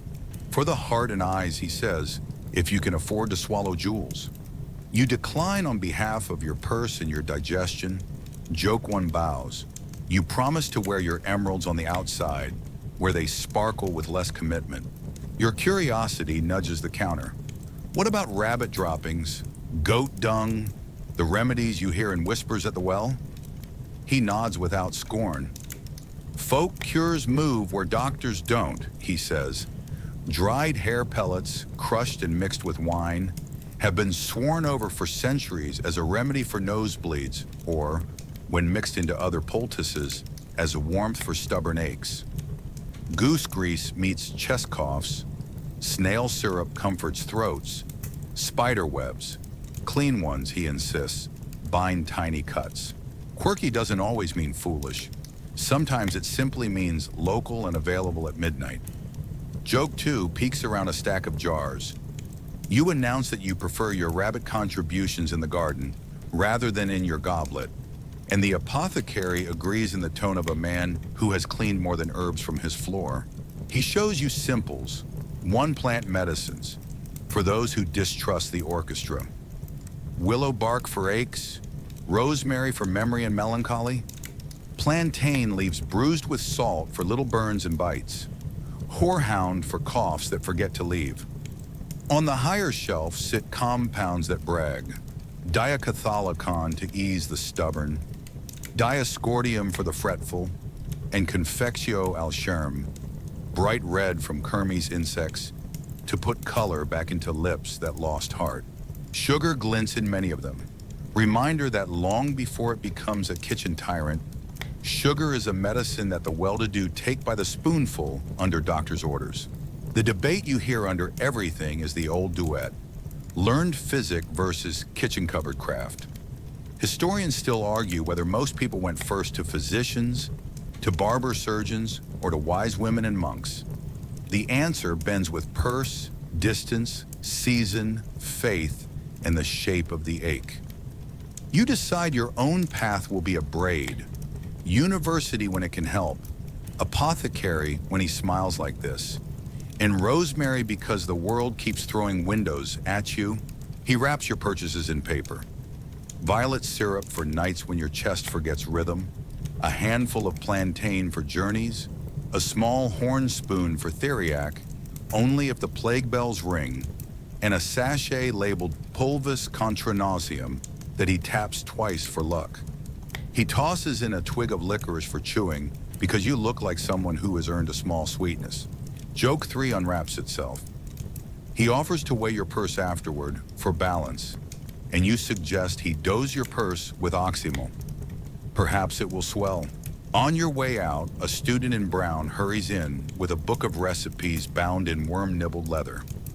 He and the apothecary argue, politely, earnestly, about the right time of the moon to gather betony and whether Galen would approve of fennel in this climate. You pause in the doorway, warmed by the thought that argument, when it smells of rosemary and ink instead of smoke, can be a kind of care. He waves you off with admonitions to sleep, to walk in fresh air between walls and river, to chew slowly, to bathe when wood is kind, and to beware stew that looks at you first. Back in the lane, you cradle your parcel like a very small library. The world is still the world. Mud, voices, the occasional theatrical splatter. But now you carry Theriac's story, Violet's calm, and Mint's optimism.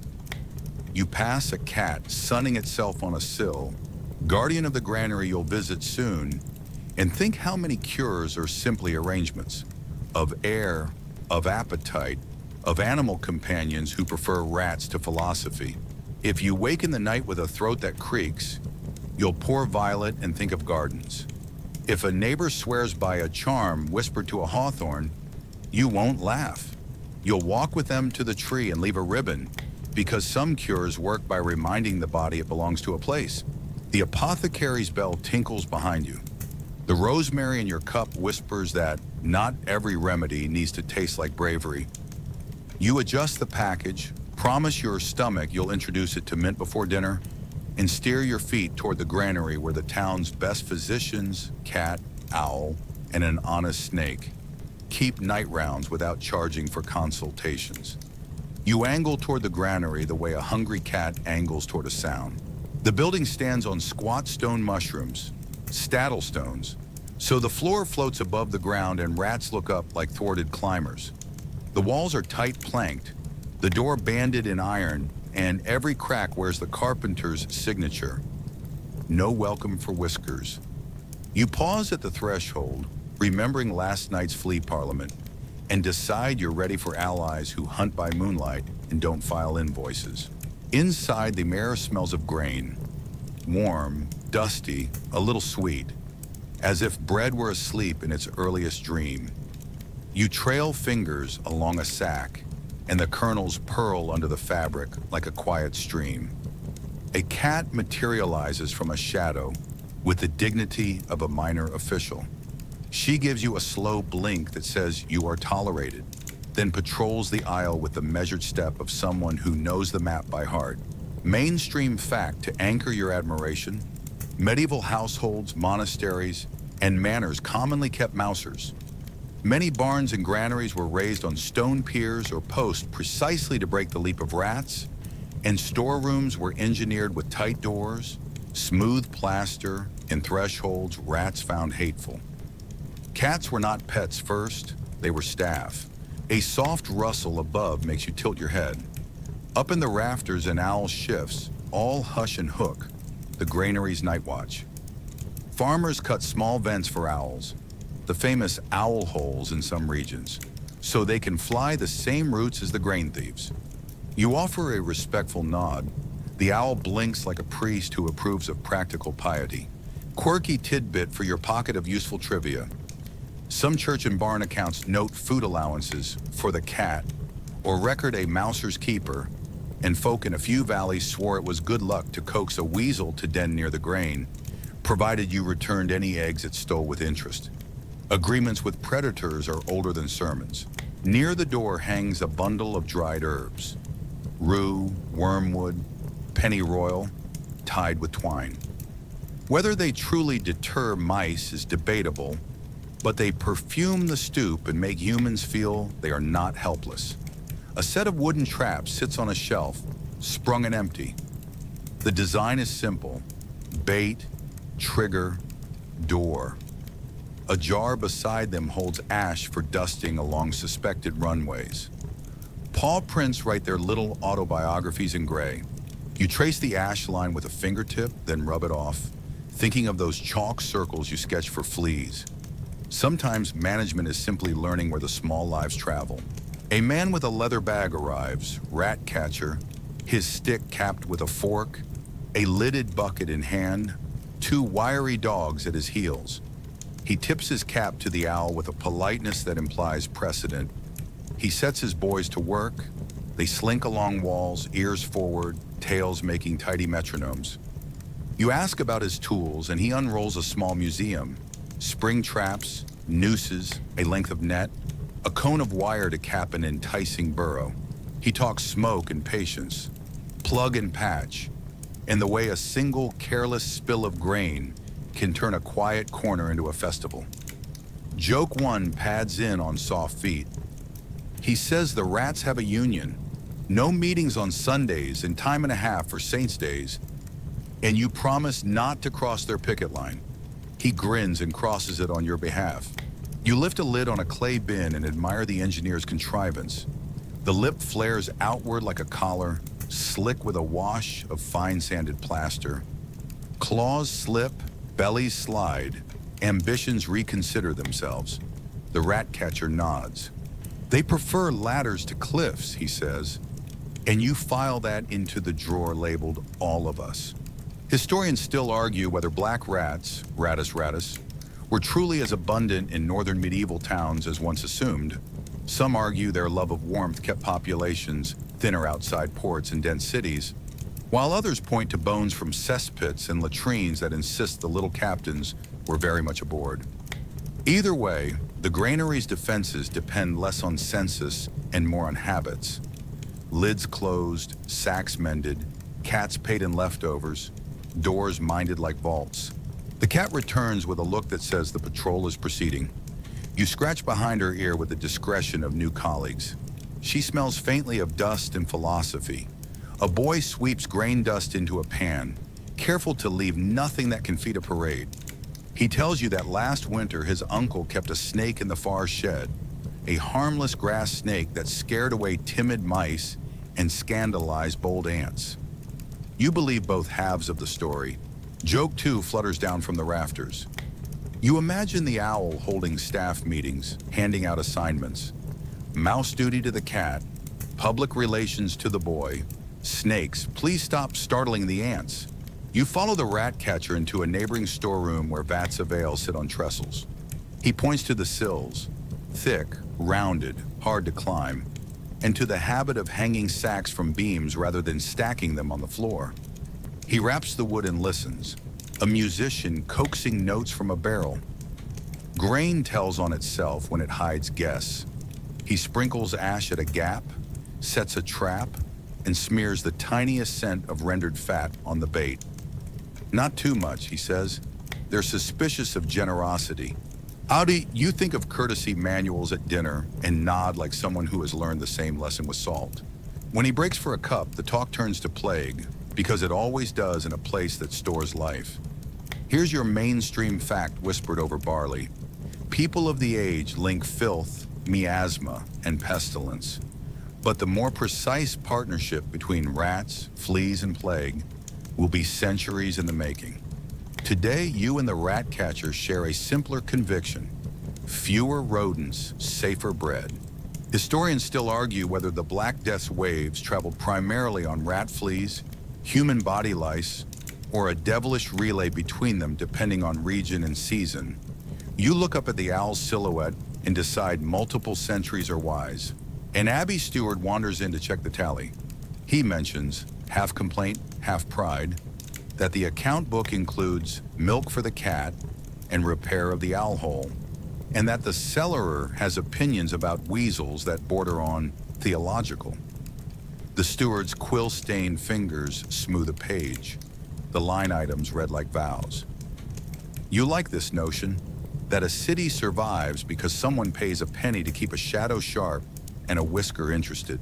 You step outside to inspect the raised platform from below. The Staddle stones are damp, their tops wide, their necks narrow, each a little granite mushroom that says, in its own dialect, "Not here, not today." A lizard suns itself on one. The cat pretends not to see, which is cat for diplomacy.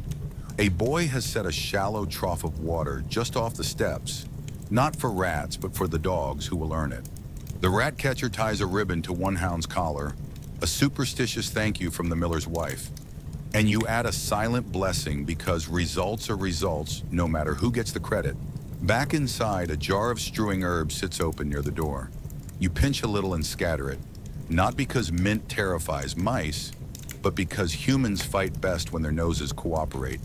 The rat catcher checks his trap, sprung, empty, and shrugs in a way that says the night is long, and so is his patience.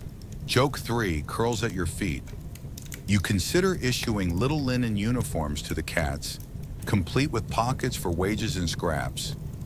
The cat rejects the pocket on principle and requests wages and fish. As afternoon leans toward evening, you help the steward tie new cords around sacks and hang them from pegs like sleeping sausages. The method is choreography: 2 knots, a twist, a tug, a test. In some villages, grain will hide in clay-lined pits or timber bins. In ports, in barrels stamped with seals.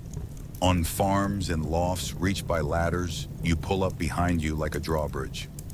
Everywhere, the same rule: deny the staircase. The owl shifts again, a soft punctuation mark that says the night shift is on time. You leave with grain dust freckling your sleeves and a satisfying sense that the city's appetite has guardians who neither lecture nor sleep much. The cat escorts you to the door and turns away without farewell, which is farewell enough. You tuck a sprig of rue into your pouch beside the rosemary, one for pests, one for perfume, and glance reflexively up at the windows, because old habits are hard to reform. If a splash comes, you're ready to dodge. If a rat comes, your friends are ready to pounce. Between owl, stone, trap, broom, and cat, you feel the quiet hum of cooperation, predator and planner, superstition and engineering, working together so the bread tomorrow is bread, not a story about what bread used to be. You turn a corner and find justice wearing wood. The market square opens like a stage, and at center stage stands the pillory, its hinged boards weathered by rain, sun, and opinions. You step close enough to see the grooves where wrists and neck have leaned, public furniture for private mistakes. A crier reads a charge in a sing-song rhythm, cheating the scales, watering the ale, speaking scandal where patience would do. You imagine your rosemary pouch working overtime here. The crowd has come with vegetable peels, stale crusts, and a sense of civic theater that treats offal as punctuation. A baker, red-eared, chastened, takes his place. Mainstream fact steadies the scene. The assize of bread and ale, enforced in England from the 13th century onward, sets prices and weights so a loaf doesn't shrink when flour grows dear, and a mug doesn't drown in river water. Break the rule often enough, and the law invites you to meet timber, pillory for cheating bread, tumbrel for bad ale. Across Europe, too, markets live under scales watched by officials who know the smell of sawdust and sausage and water and wine. You glance at today's loaves with a new mathematical hunger. The crier gives the word, the latch falls, and the crowd does what crowds do. It lectures with its hands. Rotten greens fly first, then a ladle of something you refuse to classify, then a cabbage that would have fed a family if it hadn't lost the beauty contest. You step back on instinct and laugh softly at yourself. Of course, you would bring your ode to don't look up to court. Joke one folds itself neatly. You consider starting a stall that rents umbrellas only on punishment days. Business would be brisk, but the reviews would be sticky. When the baker's time ends, a constable raises him gently, and a cart rolls forward with wheels that remember many laps. The tumbril is a shallow wagon used for mucking out stables. It also serves for mucking out reputations. A wrongdoer climbs in, or is invited, and the horse plods a slow route past doorways where everyone suddenly remembers an opinion. In some towns, the rider wears a hung sign, short wait or thin ale, so the lesson reads itself aloud. Quirky tidbit for your traveling notebook. In a few places, the sign is replaced with props. An empty tankard for the bad brewer, a too small loaf slung like a necklace for the baker. Visual sermons that even the distracted cannot miss. Not all theater is wood and wheel. Down by the river sits a hinged chair over water, the cucking stool, waiting with the patience of tides. A woman accused of being a scold, or an alewife whose brew has gone tragic, may find herself buckled in for a damp lesson. The chair tips, the crowd oos, the river applauds. Historians still argue whether such dunkings were truly common tools of civic order, or whether a handful of vivid cases loom larger in memory than in daily practice. You listen to the splash and imagine the long walk home, soaked, shivering, suddenly devoted to better recipes and quieter arguments. You wander toward a quieter lane where punishments grow craftier, almost decorative in their cruelty. A set of shame masks hangs in a clerk's storeroom, iron faces with long tongues or animal snouts, used in some Germanic towns in the later medieval and early modern centuries. A long tongue for the gossip, a pig's snout for the glutton, bells so that every nod announces the wearer's presence. You lift one, barely, it is heavy, and feel the indignity weight your shoulders as much as your face. You set it down carefully and promise your mouth to mind its metaphors. Another local horror sits on a shelf, the scold's bridle, a cage for the head with a spike to press the tongue. Rare, regional, and always a bad idea in a lullaby. You breathe, keep this visit brief, and file it under objects that prove invention isn't always progress. The crowd's appetite for pageants spills into custom. Tonight you witness a skimmington, also called charivari, rough music for domestic scandal. Pots bang, horns bray, neighbors march a couple through the streets backwards on a donkey, sometimes a man rumored to be henpecked, sometimes a couple accused of turning marriage into theater. A chamber pot, empty, mercifully, swings from a pole as a prop for laughter you cannot quite endorse. Historians still argue whether these noisy parades act mostly to enforce patriarchal order, or at times to shield the mistreated by making the abuser the village joke. The record shows both scold and scolder learning to fear the ban. You walk at the edge of the procession, ears wincing, heart complicated. Church penance provides a gentler choreography. A penitent in a linen shift, bare feet on cold stones, carries a candle to the altar while the parish murmurs a prayer as soft as tide. No dung, no cabbage, only the discomfort of being looked at without the shield of a cloak. It is a different category of disgusting, not filth, but the hot flush of being seen. You feel it in your own skin and decide humility is cheaper than vegetables, more effective than carts. Back near the square, the pillory holds a new visitor, a butcher who sold meat with more history than hope. The smell explains the verdict before the clerk does. The town's rules say meat must be sold fresh, not gray. Fish, still sweet, not a lecture. The butcher stands with the resignation of one who knows he miscounted dawns. Vendors circling with baskets take the opportunity to model proper freshness. A fishmonger waves a shining herring just out of splatter range like a morale on a string. Joke 2 rises with the scent. You vow to write a cookbook called Dinner Before the Pillory. Recipes that rely on speed, salt, and not disappointing your neighbors. A smaller instrument sits at the edge of the square. The wooden finger stocks, built low to the ground, where a child caught pilfering apples might spend an hour learning that a day is bigger than a pocket. Punishment scales with age and appetite. Mercy sometimes scales with the weather. A reeve passes by with a quiet word to a mother, and the child's hour becomes 20 minutes in a broom. You prefer this economy, pay with help, not humiliation, and tuck it away as proof that even in a world with shame masks, someone still chooses to hand out tasks instead of targets. A clerk shows you a roll of fines, names, sums, offenses, dry as a ledger until you read it aloud and hear the mutter of lives. Most infractions earn coin, late to watch, sloppy ditch, pig wandering without an alibi. Only when coin and patience both fail do boards and bells come out. Mainstream fact to widen the frame.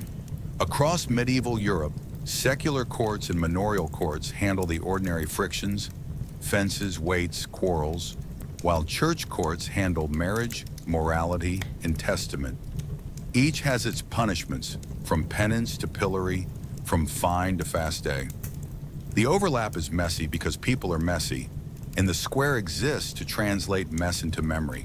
You think again of flies and filth, of the way shame here uses smell as a tool. A dunking stinks, a tumbrel stains. A day in the pillory perfumes you with everything the market rejects. The punishment aims not at blood, but at pride. The city trusts noses as much as law. You pull your rosemary pouch to your face not to hide, but to think. Joke 3 winks.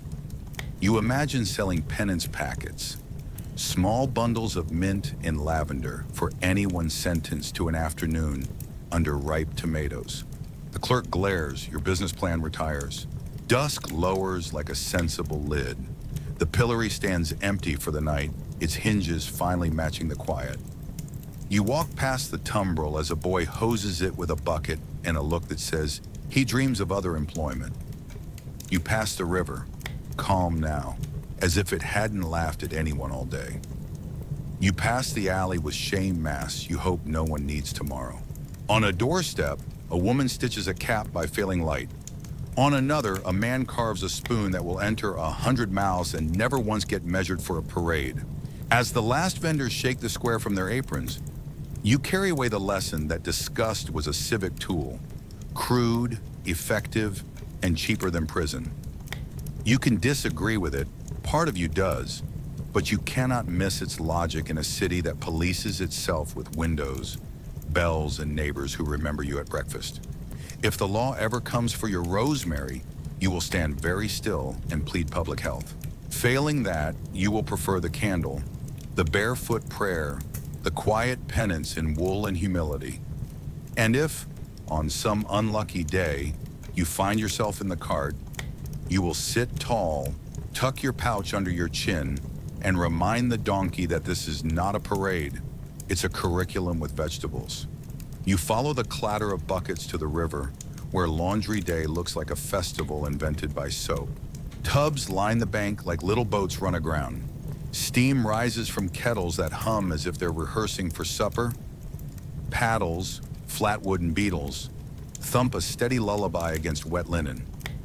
You roll your sleeves and learn the choreography from women who could conduct an orchestra with one hand while wringing sheets with the other. The air smells of ash, lye, hot wool, river, and the quiet optimism of sunshine. A laundress, she calls herself a lavender, which makes you like her immediately, hands you a bar of hard soap and a lesson. First the bucking, hot water poured through wood ash to make lye that stings just enough to convince grease to move out. Then the soak, the scrub, the beat, the rinse. For linen, always. For fine wools, maybe.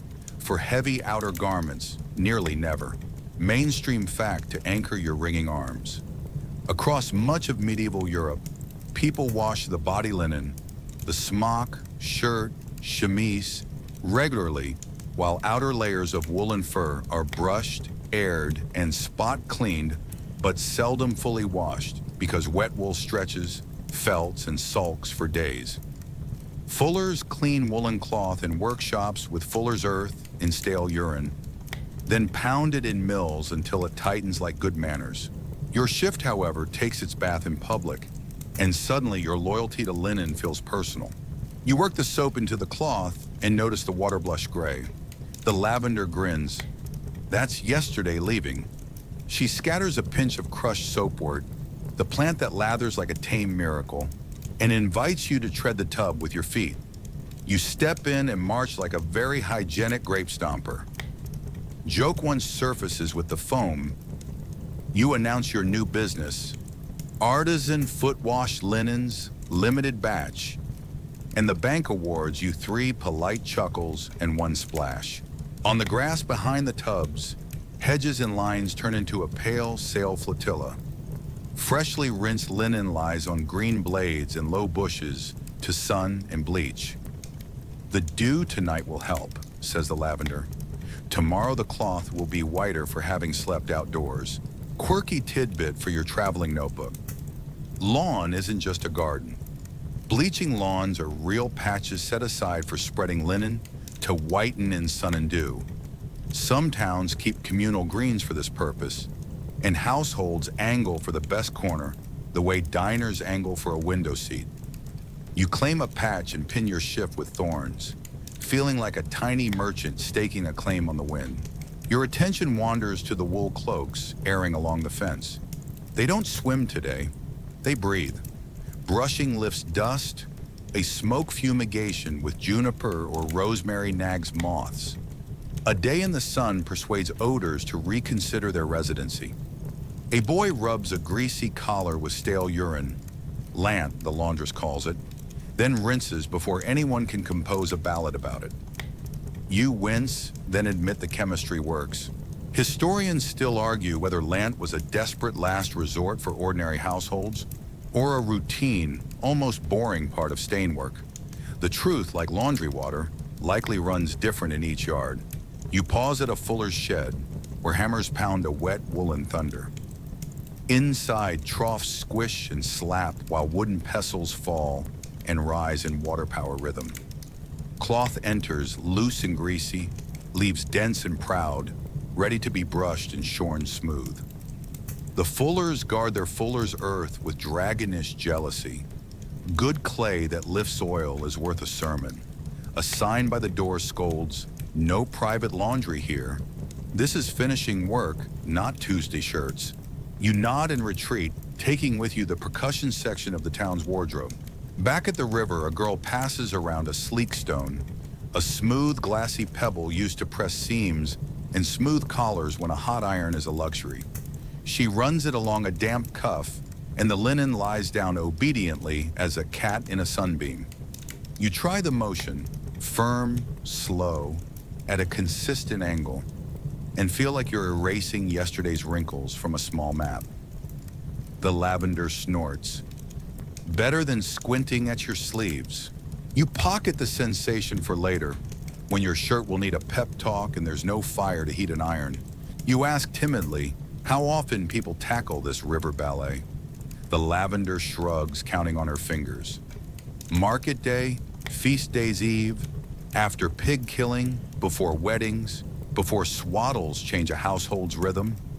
Some wash weekly, some when weather allows, some when the pile shames them into virtue. Historians still argue whether peasants had 2, 3, or a small fleet of shifts to rotate.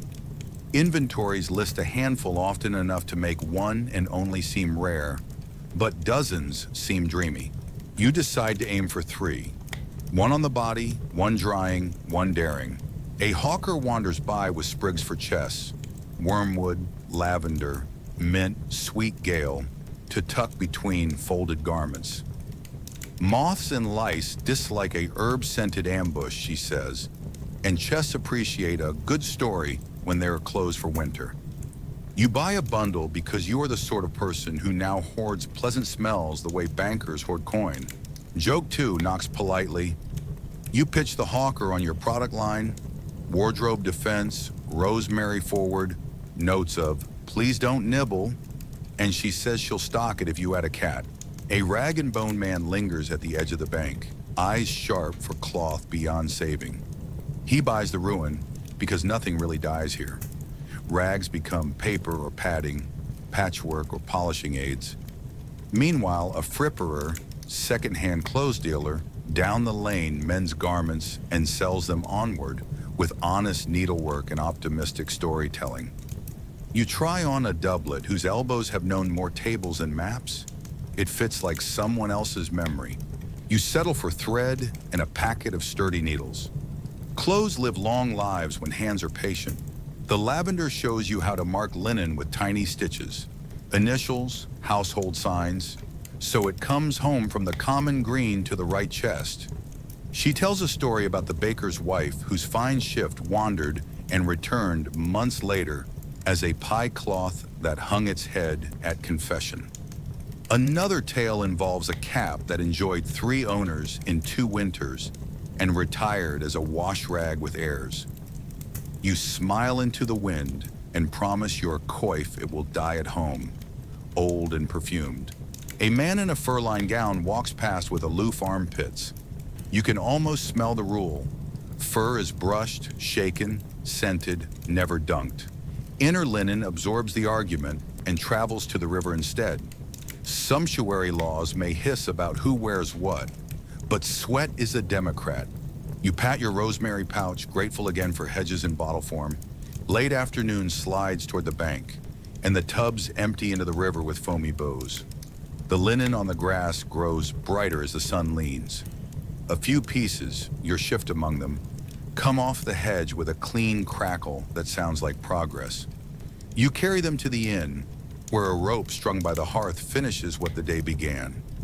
The room smells of warm cloth, smoke, and faint lavender. The kind of evening scent that suggests civilization might be a drying line and a patient chair. A thought itches. Clothes that never wash also never last forever.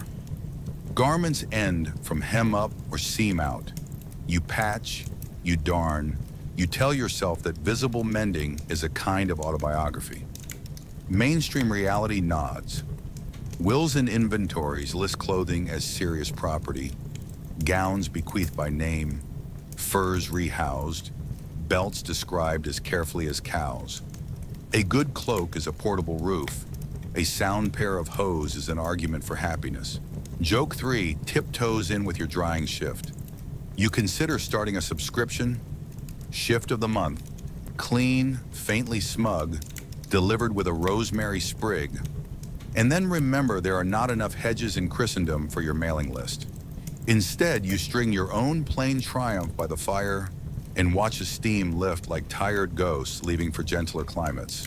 Before sleep, you fold what's dry into your chest and tuck herbs at the corners the way a baker tucks dough. The cloak airs on its peg. The wool decides to forgive the weak. Your hands smell of ash and river. You think of the fuller's hammers, the bleaching lawn, the slick stone whispering seams into obedience, the fripperer's needle putting miles back into a cuff. If you ever believed that medieval people simply marinated in grime until clothes rotted off, you no longer do.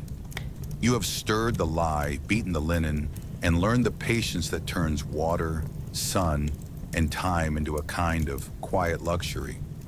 You step into a cottage that smells of soup and superstition, and the mistress of the house greets you with the welcome of bread and a pinch of salt. She sets the loaf on the board with a small cross scored on its crust and taps a few bright grains along the threshold the way a sailor throws rope, habits that keep a house from drifting. You hang your cloak and your eye catches the first rule on the floor. No shoes left upside down. Soles up invite quarrels, she says, or poor luck finds the easy entrance. You flip your boots politely and feel as if you've just apologized to the room. Salt here acts like a tiny priest of daily life. Mainstream fact to steady your pocket of crystals. Medieval rites use blessed salt in baptisms and exorcisms. Households guard it from waste. Tables honor it as both seasoning and symbol.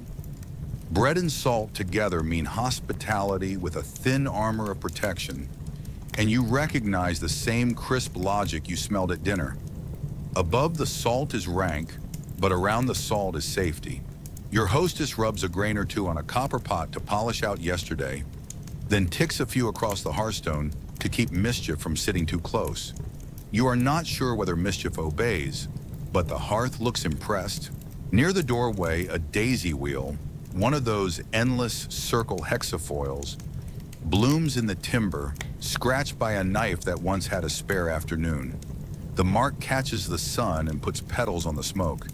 People carve these little suns and stars beside doors, windows, and fireplaces to tangle the gaze of anything ill-intentioned. Historians still argue whether such apotropaic marks are primarily late medieval or burst into fashion later, and whether they were carved by craftsmen's habit or by anxious households whispering with their knives. The beams themselves keep their counsel, but the scratches cluster where drafts and devils might poke through, and that feels like testimony. You notice iron tucked where cloth sleeps, an open pair of shears beneath a baby's mattress, a small knife slipped under a pillow, a horseshoe nailed above the lintel with its mouth up to hold the luck like a cupped hand. Iron is the sober metal here. Honest, heavy, impatient with nonsense. Your host sweeps the threshold and pauses at the broom's crosswise bristles, setting them a handspan inside the door, so luck trips in, but trouble snags. Joke 1 shows its polite face. You consider launching a service called Threshold Support, salt, shears, and customer assistance for demons who can't read floor plans. On a peg hangs a stone with a natural hole through its middle.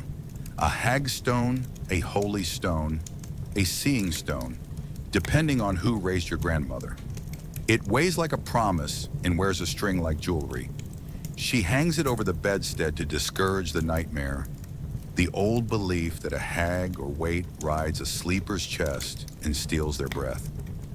You hold the stone, peer through the circle, and find the world framed and calmer. Quirky tidbit for the pocket you keep for river treasures. Some folks swear a hagstone shows you fairies if you squint. Others insist it simply makes you notice the fields instead of your worries, which may be the same cure by another name. At table, the talk turns to smaller rules that stitch a day into a net. Never put bread upside down on the board unless you like arguments. Never pass a knife blade first. The point can cut the friendship. Never whistle indoors. It calls up winds that don't know when to leave. If you spill salt, toss a pinch over your left shoulder to blind the little whisperer who stands there suggesting unhelpful ideas. You toss, then immediately look sheepish when a grain lands in your eyebrow. Joke 2 bows. You declare your new fragrance, Ode to Don't Look Back, and the room awards you a sympathetic laugh and a cloth. Shoes again supply their own archive. Don't sleep with them, pointing at the door unless you want to walk soon. Don't leave them soles up unless you fancy the floor remembering you rudely. And if you have a new house, tuck an old shoe in the wall by the hearth for luck. Though scholars warn that many of the concealed shoes we find nest mostly in early modern walls, historians still argue whether the medieval habit runs as deep as later centuries, or whether the fashion for shoe hiding grew alongside chimneys and gossip. Either way, the attic keeps secrets with excellent posture. Hair and nail clippings go into the fire, not the midden. A strand can be a thread for someone else's charm if you're careless, and no one wants their beard persuaded to misbehave from a distance. You trim with the window open, let the cinders fly, and feel oddly lighter, as if you had just turned down the volume on your own echo. A midwife passing through pockets a sprig of St. John's wort for babies who refuse to sleep, a red thread for wrists that need a promise, and a whispered rhyme for mothers whose hearts haven't found their land again after the sea of labor. The rhyme works whether or not you believe in rhyme. Sometimes rhythm is medicine. The parish bell takes up an afternoon hobby and rings against a bruised sky. In storms, bells sound to break up the clouds and chase thunder to a better parish. The metal strikes the air like a sober shout, and for a moment you can almost feel the weather shrug. Mainstream reality notes that bell ringing is an ordinary communal reflex to hazard, storm, fire, rumor, and also in some minds a way to untie knots in air. You prefer your knots untied, whether by physics or by nerve, and the bell lowers your shoulders with mechanical mercy. You pass a baker sprinkling caraway on loaves to keep witchcraft out and flatulence civil. He winks and adds that a crust cross not only thanks heaven, it confuses small malices that prefer their bread unlettered. You think of last night's trencher, of salt cellars like guardian moons, of the way civility and caution share a drawer in this town sideboard. Historians still argue whether households stack charms like this everywhere, or whether antiquarians later collected the rare into a chorus. You, walking from cottage to church to shop, keep tripping on polite little defenses, and your toes vote for chorus. A farmer's wife demonstrates the proper disposal of milk that turns wrong. A dash on the threshold to calm the house spirit, a dash to the well with a murmured, for the neighbors, and the rest for the pigs who will never ever repeat secrets. She knots 3 times as she ties the pale string. Odd numbers matter, she says, because even numbers help doors shut and odd numbers help mornings open. You nod as if you understand mathematics as it relates to buckets. And, to your surprise, you do. At dusk, the household performs the shoe ritual with sober grace. All soles down, all toes politely inward, nothing pointing where no one intends to travel tonight. A knife lies with its edge turned toward the wall.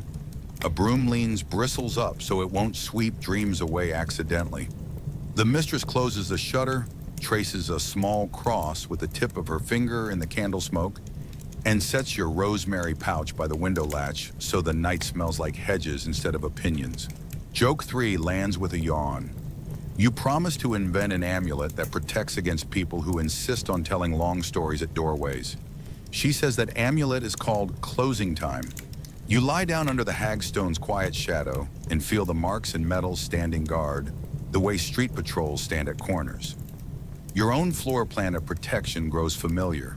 Salt behind the door, iron under the pillow, chalk circle for fleas, rosemary for windows, shoes with their feet on the ground. Are you safe because the demons are perplexed, or because ritual lets you sleep? The question floats and fades. You decide kindly that it doesn't matter so long as everyone, body, house, and hour, cooperates. Before the candle sighs, you remember the crocodile dung sunscreen you joked about on the first night, and smile at the way every age invents both logic and theater to tame its worries. Here you toss salt, turn shoes, carve wheels, hang stones, and lend iron to the edge of dreams. If a scholar asks later whether you believed or simply belonged, you'll answer like a sleeper already half gone.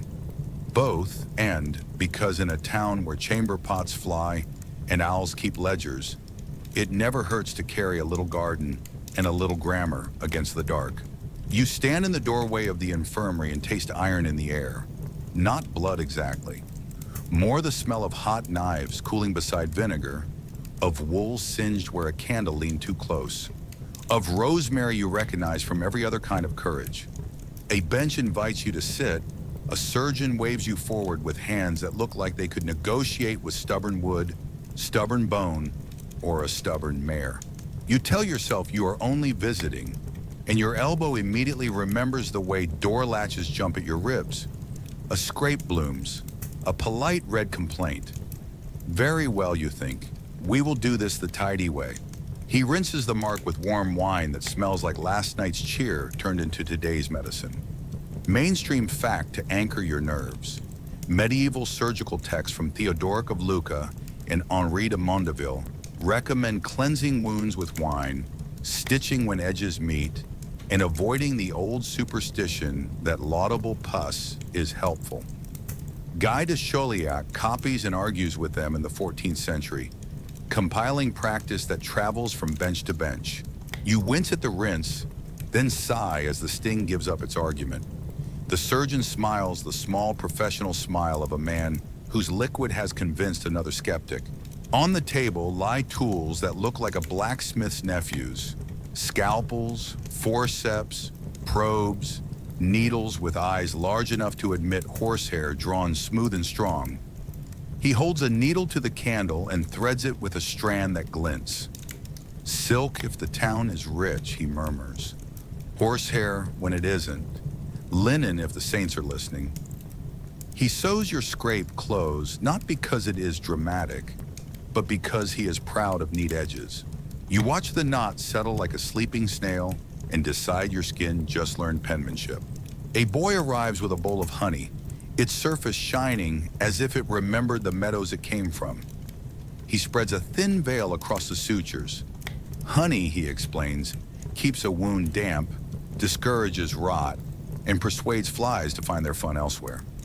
You nod, soothed by a medicine that tastes good enough to trust. He ties a linen band snug, not strangling, and drops 3 words you needed to hear. Walk carefully now. Joke 1 slips in like a friendly thief. You ask whether you can pay with compliments to the bees. He says the bees accept praise but prefer flowers.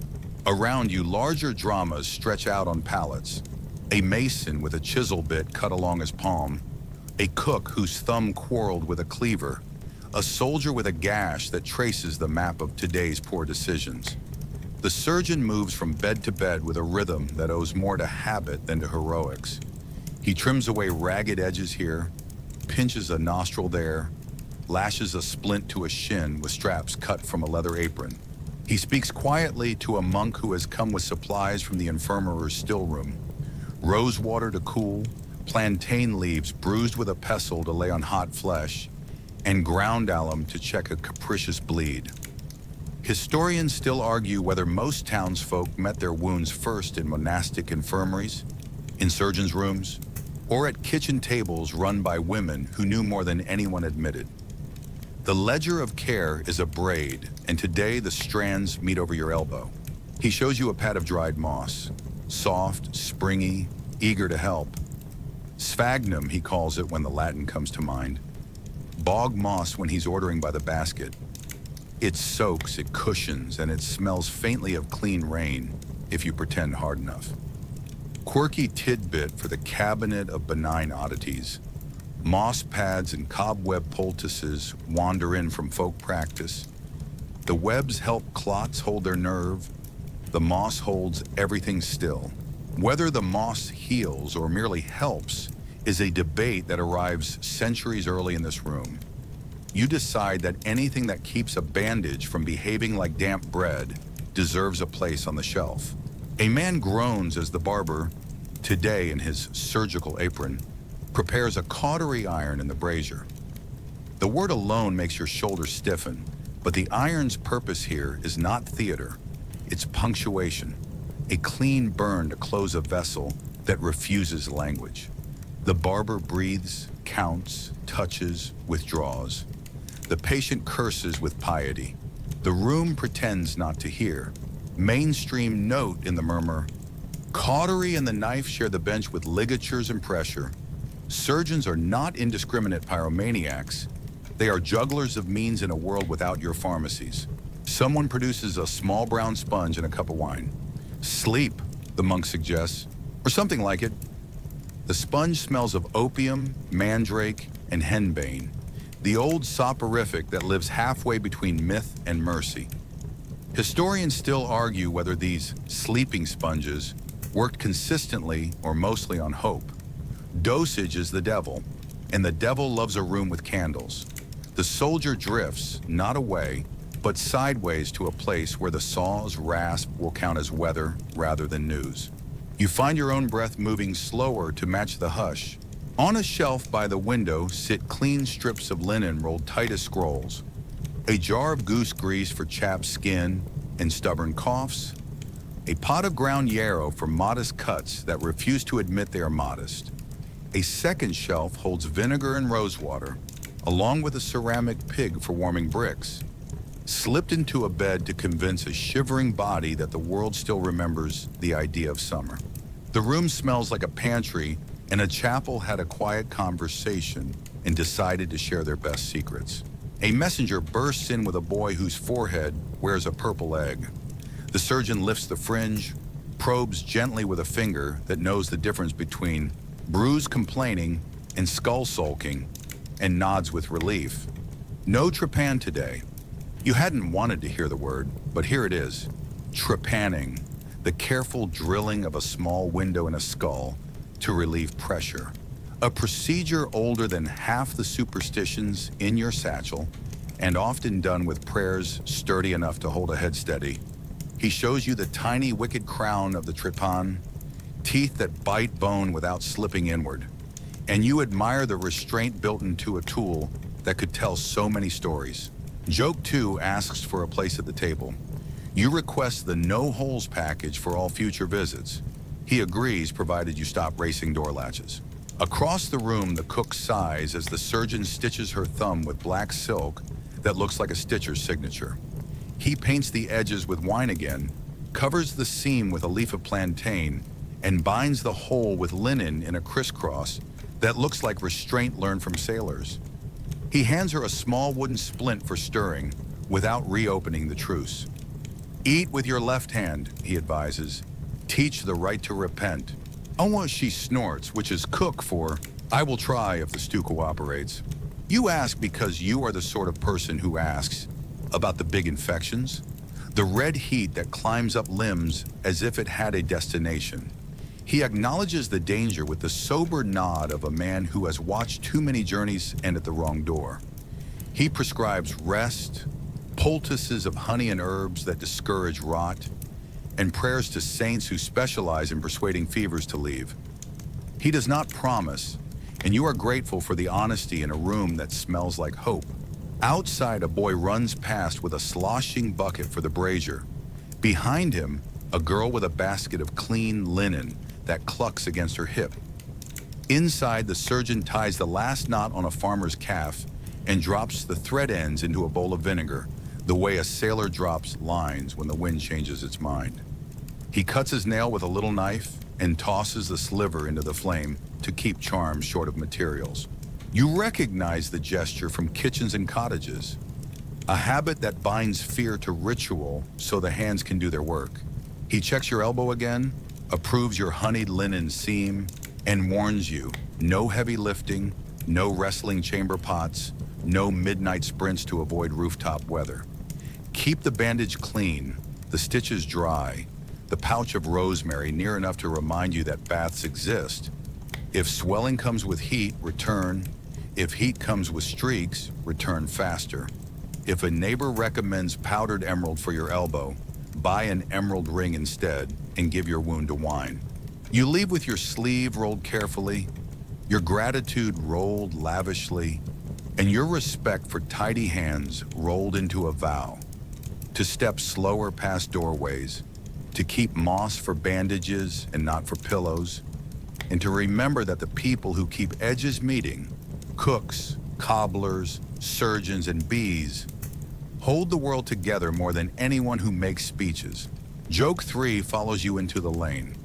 You consider ordering a custom elbow guard made entirely of rosemary sprigs. The barber will call it a hat, the apothecary will call it extravagant, and the surgeon will call it progress if it keeps you from returning tomorrow. As the door closes, the brazier's glow spills onto the threshold like a small red coin. You tuck the warmth into your pocket, along with the clove you still carry for old dental superstitions, and walk home with your bandage humming quietly under your sleeve. If anyone asks about today's lesson, you will say, wine first, honey second, linen always, and if the iron comes out, breathe like a choir until the note is over. Somewhere ahead, a bell will ring for vespers, somewhere behind, a kettle will ask for water, and in the middle you will keep your stitches dry and your jokes gentle until the knot forgets it was ever new. You arrive to find a village busily turning two people into a public project. Garlands knot across doorways, rushes lie fresh on the floor, and the baker has iced a heart on a loaf so confidently you forgive yesterday's pillory. The priest waits by the porch. The crowd hums like a beehive that learned harmony. You stand among neighbors and feel the machinery of matrimony click into motion. Bells, blessings, jokes that shouldn't be repeated where candles can hear. The priest begins with bands that have already rung on 3 market day mornings. Names announced so impediments can step forward before the bread is cut. Mainstream fact steadies the moment. Since the Fourth Lateran Council in 1215, the Church insists on public bans and free consent. Marriage becomes a sacrament sealed not by a feast but by the couple's spoken "I will," heard by witnesses. Clandestine promises whispered at hedges might still bind in law, but parish priests now police calendars and cousins with new zeal. You watch the couple's hands, his, weathered, hers, sure, meet with a squeeze that says they are louder than the choir. Rings slide where they are told, or almost. The ring bearer, a boy with the concentration of a cat, briefly loses the band in a fold of the priest's sleeve. The village exhales and inhales as one organism. The ring reappears with the dignity of a saint who popped out for rosemary. Joke 1 lands gently. You vow to write a handbook so you don't lose the ring in a sleeve and sell it beside the ewer and towel. After the blessing, the procession escorts the couple to a bed the way a ship is launched, with cheers, ale, and a strong belief in omens. Women strew the sheets with rosemary and rue because hedges protect more than windows. Men bang pots because quiet makes mischief bold. In some regions, a child is laid briefly on the coverlet, a borrowed good omen with soft hands. A cup of spiced ale, the bride ale, root of the word bridal, makes a solemn circuit, and you taste cinnamon that traveled farther than some nights. Someone throws wheat instead of petals. It stings your ear and promises bread anyway. Then the door closes, as it should, and the corridor outside becomes a little festival of patience.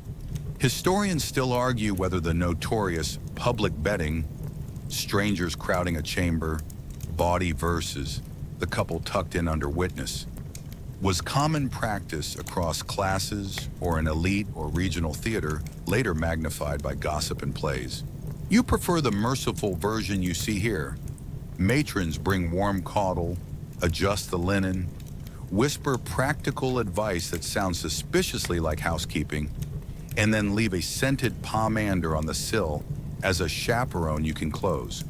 You back away with the others, relieved to discover discretion has a door latch.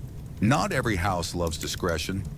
In a few parishes, older women still examine a sheet on the morning after, looking for proof no song should require. Whether this happens weekly or only when dowries are contested is a debate that never quite stops buzzing. The quirky tidbit you wish lived only in manuscripts shows up anyway. Some learn texts, leaning on antique Greek medicine, repeat a garlic test for fertility. If the scent placed below is later noticed on the breath, passages are open, or so the logic goes. You can imagine the rosemary pouch leaping into your fingers in protest. You quietly assign the garlic to soups, where it has always done more good. Between ceremony and supper, the village adds its own footnotes. In one cottage, the groom's boot is playfully hidden until he pays a ransom in sweetmeats. In another, shoes are tied to the cart, soles outward to confuse whatever ill luck follows feet.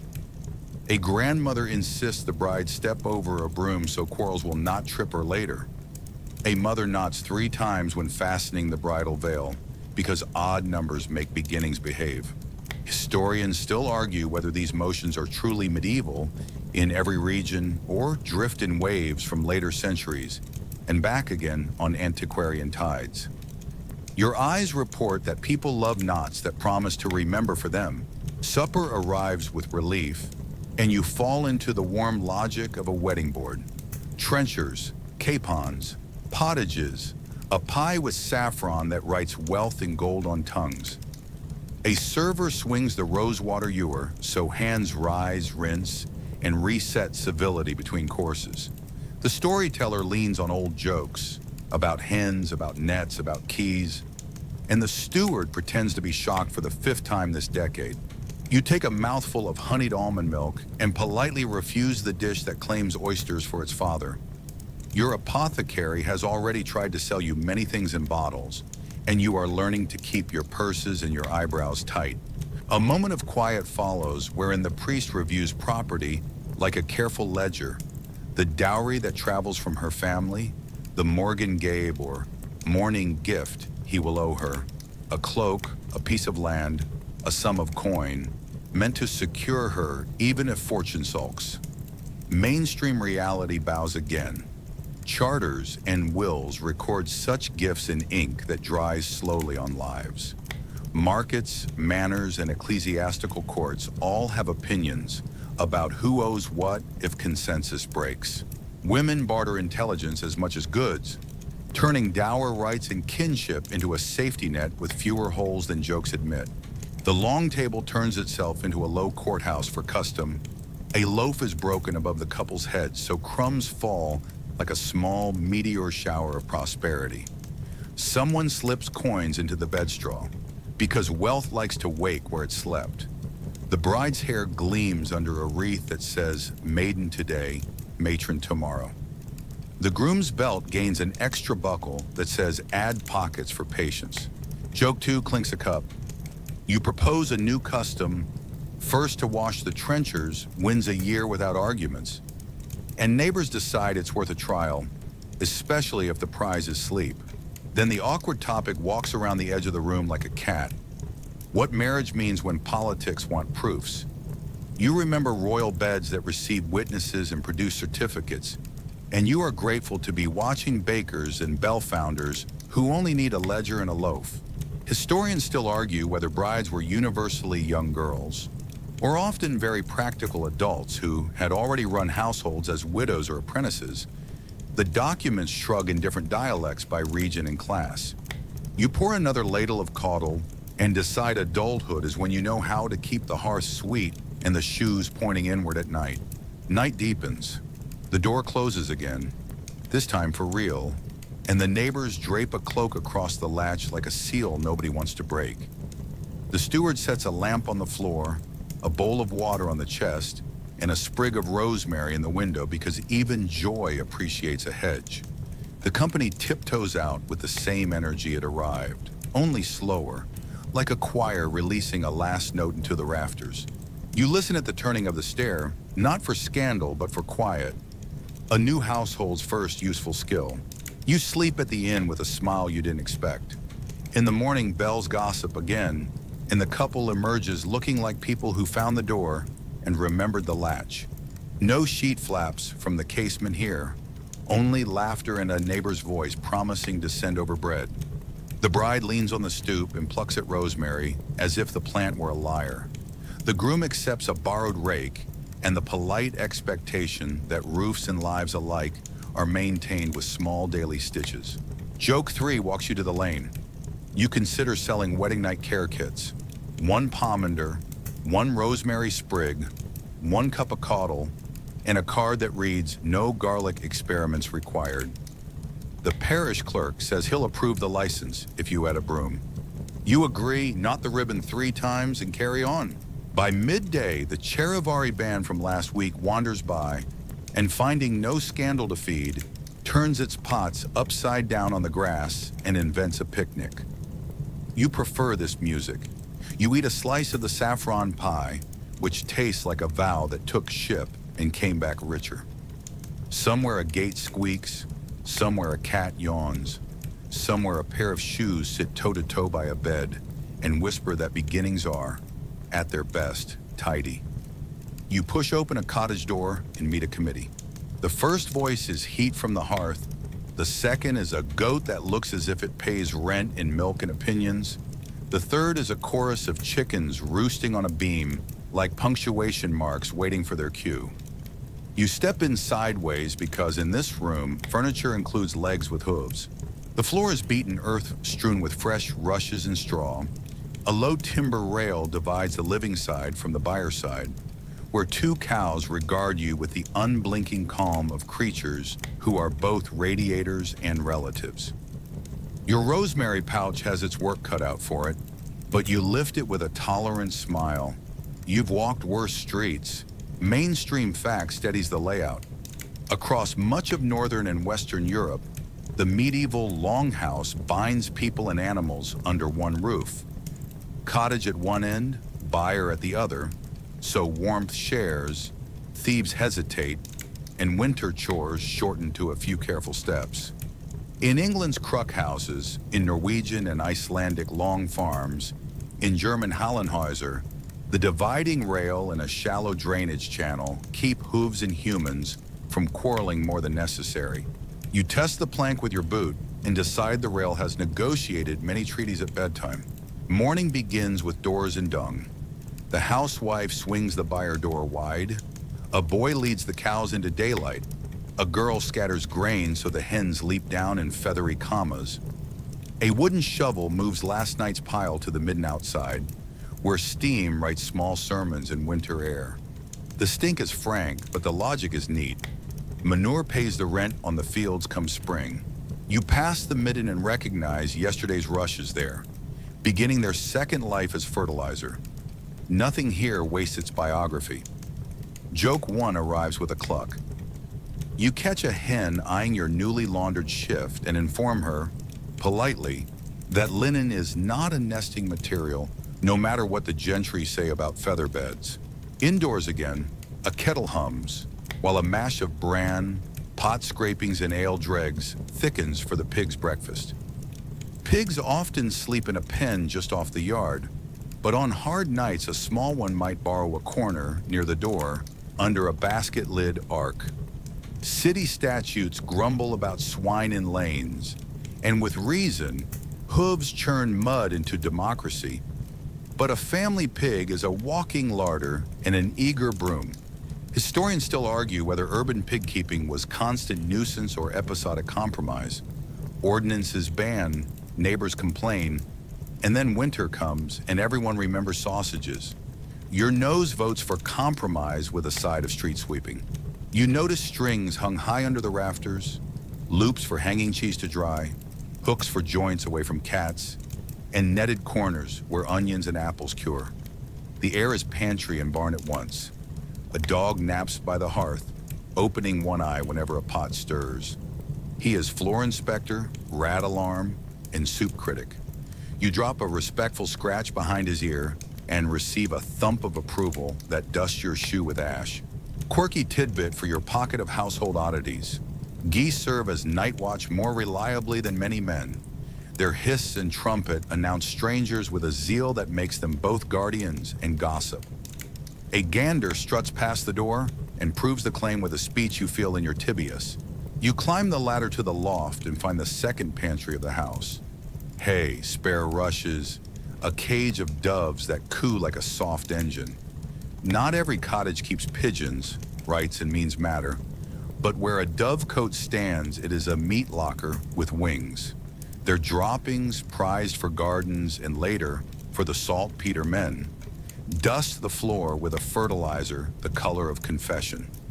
You pull your coif a little lower and decide the birds can keep their opinions higher than your washing line. Historians still argue whether broad pigeon privileges were truly a medieval constant or swelled in early modern years with lordly fashion. Your eyes report that even a small coat feeds soup on lean days and seasons, the roof with evidence. Back downstairs, a child carries a bucket of warm whey to the pen. The pig receives it with the grace of a duke accepting tribute. The goat noses your sleeve for the salted edge of your bread, and then reconsiders, perhaps remembering a previous negotiation. You understand why doors latch high and loaves rest in covered bins. Goats read kitchens like thieves read ledgers. Joke 2 tiptoes in. You consider drafting a rental agreement, 1 quart milk per day, no laundry consumption, no climbing onto the chest, and the goat signs with a nibble.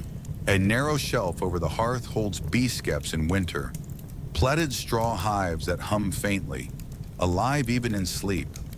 Honey is sweetness and poultice both. Wax is light and seal. Bees belong to saints and stewards simultaneously. The skeps do not live indoors all season, but they visit the warm edge on cruel nights the way cousins visit a friendly fire.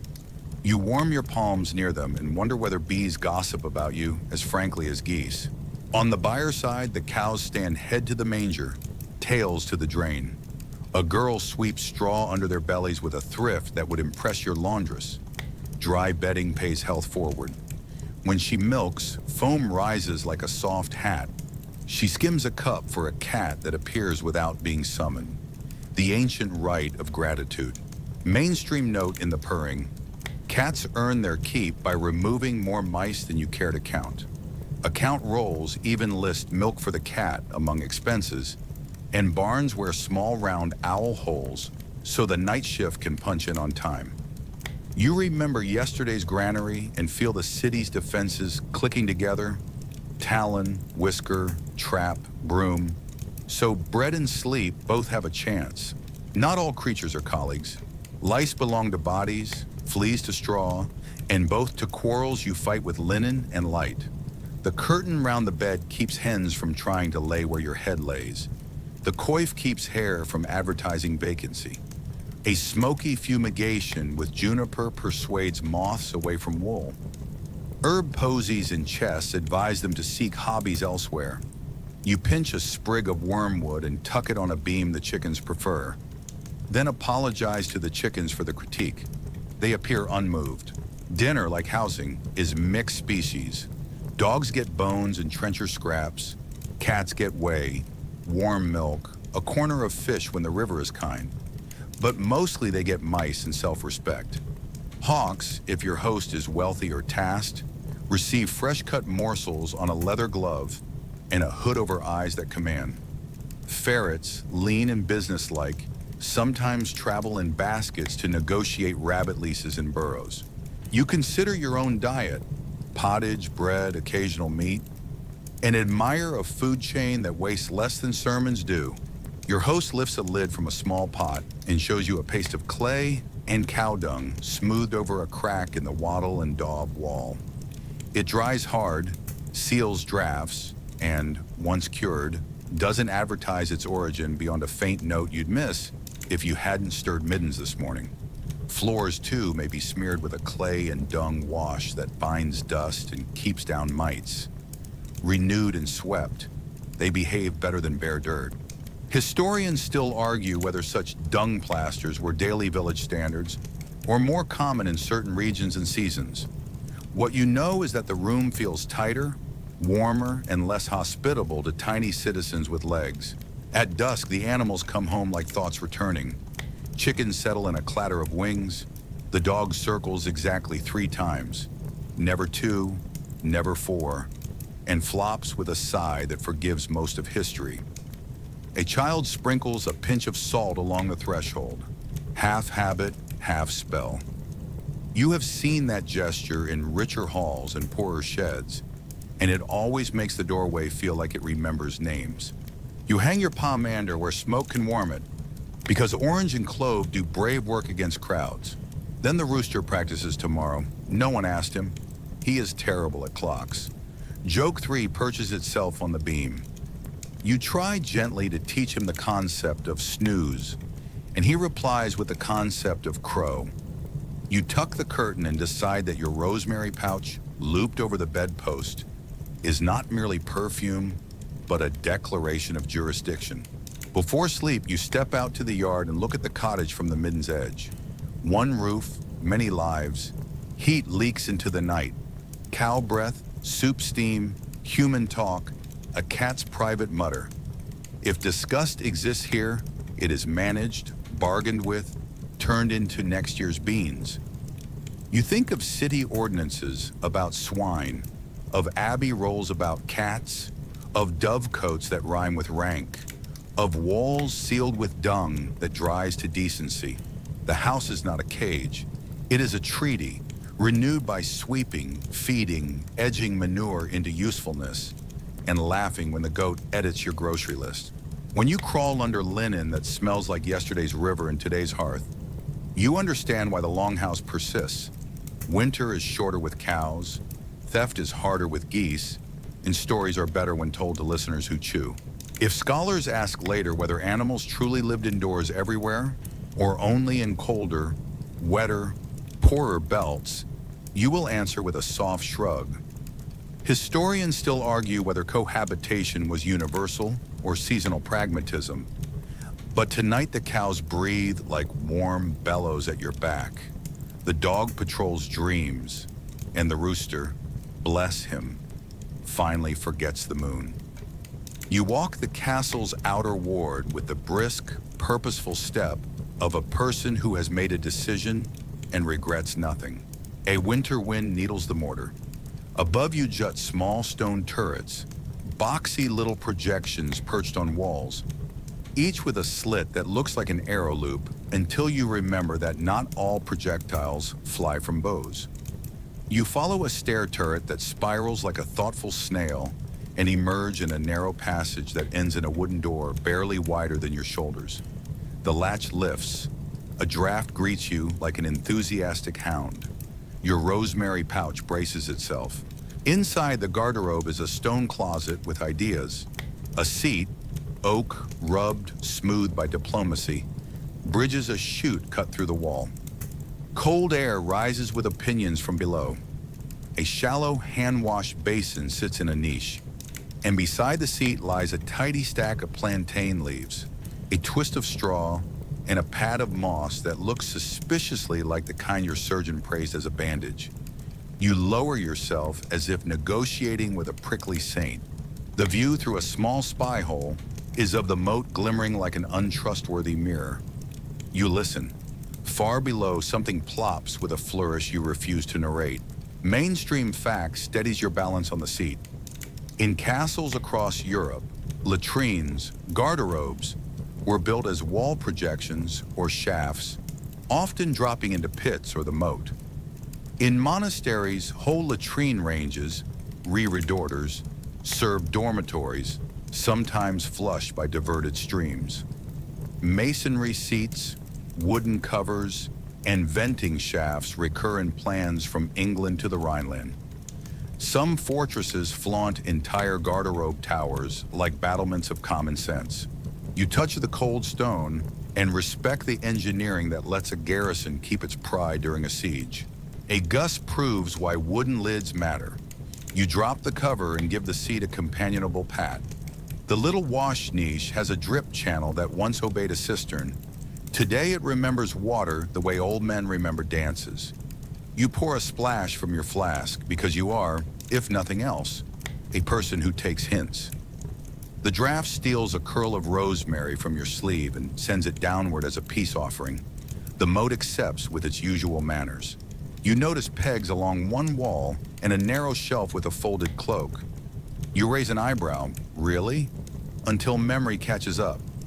The quirky tidbit everyone repeats about these rooms is that folks sometimes hung garments here to discourage fleas and moths, letting sharp ammoniac vapors do the scolding. Whether it worked as advertised is a matter for wagers, but you concede that a room with ambition and airflow might convince a louse to retire. You hang your coif for a moment, for science and out of spite, then reclaim it before the wind drafts it into legend. A servant knocks once, leaves a small bundle at the door, and vanishes with the discretion of a cloud. Inside the bundle, handfuls of soft moss, a twist of clean rags, a scoop of ash for deodorizing, and a polite note that reads, "Latch up after." You appreciate the thoughtfulness. Your sense of smell files a formal thank you. Joke 1 scribbles itself in the margin. You consider composing a courtly lyric to "The Ashes That Courted the Nose," and decide the lute cannot do this subject justice. When you lean cautiously toward the spy hole again, you see that the wall below flares outward into a little stone hood, a drip ledge to keep the exterior from becoming an abstract painting in a regrettable palette. From the ground, these hoods look like small machicolations. From the seat, they are mercy. Near the inner wall, a narrow flue rises, a ventilation partner to the chute, so heat from fires in rooms below can coax drafts upward and carry complaints away. This is not luxury, it is layered compromise. And you begin to see why masons are paid in coin and gratitude. Not every castle drops into water. Some garderobes feed cesspits that teams of gongformors clear on civically adventurous nights. If the pit lies under a quiet yard, a trap door grants grim access. If it hugs the outer wall, a little postern admits a cart at midnight, and the cart pulls away before breakfast can learn too much. Your mind returns kindly to the men with the handcart and gallows humor. Their work keeps citadels from becoming metaphors. Historians still argue whether moats regularly doubled as sewers. Some certainly did, others rarely had constant water, and many chutes met discrete pits later emptied. Varying by site, season, and that old triad of money, masonry, and morale. You eye the plantain leaves, the straw, the moss, and the soft rags with a scholar's curiosity tempered by personal interest.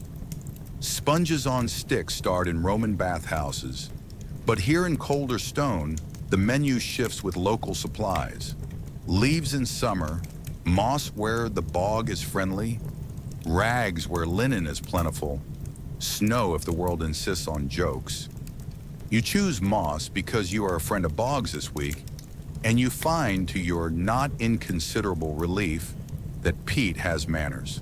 A faint tapping draws your attention to a second, narrower door half a pace away. Another stall, a twin for the chamber beyond. Proof that privacy in strongholds is a sliding concept. One garderobe may serve a solar, another a great chamber. A turret might stack three on top of each other like a very focused tower. You imagine the line at a feast, the steward assigning times with a sandglass, and the jester proposing efficiency reforms. Joke 2 materializes with excellent timing. You promise to invent a schedule board called Night Soil Sign-Up Sheet and burn it immediately after the first banquet. Stone remembers hands and the jam bears knife scratch marks. Initials, a little 5-petaled daisy, a crude fish that might be piety or doodle. Even here, where the body is busy, minds trace patterns to steady themselves. On the sill of the wash niche, a saucer holds dried rosemary and a curl of orange peel. Someone else's insurance policy, left like a travel prayer. You add a clove from your pomander because cooperation is a civic virtue. The castle's latrine logic extends beyond this closet. In the kitchen court, you noticed a soak-away pit lined with stone. In the brew house, gutters to carry rinse water to a drain. Near the stables, a dung heap placed where wind usually shows mercy. The shape of cleanliness is a map of slopes and chutes, doors that open onto air rather than rooms, and thresholds scrubbed with sand until they shine more convincingly than your boots ever will. The garderobe is a node in a network. Dignity here depends on decisions elsewhere. Where to site, how to vent, who to pay. You lift the seat, consider the drop, and wonder, scientifically, how siege changes the picture. Buckets, most likely, and men whose pay rises with the smell. Cesspits sealed until relief, a careful rationing of ash and herbs, perhaps even baskets lowered from walls when darkness makes everyone generous with ignorance. A captain who understands that morale travels by the same routes as smells deserves his garrison's loyalty. Historians still argue whether some famed castles had elaborate flushing channels throughout, or whether later restorations and fertile imaginations overdressed modest drains.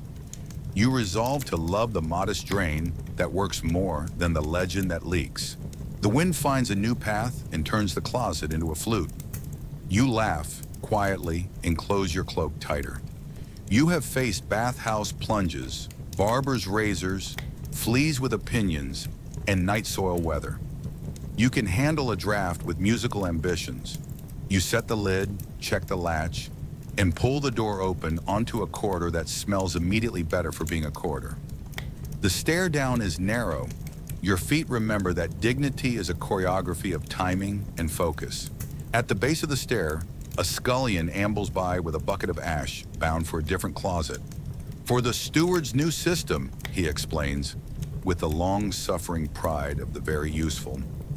Ash dulls scent, dries damp, and gifts scrubbers a friendlier morning.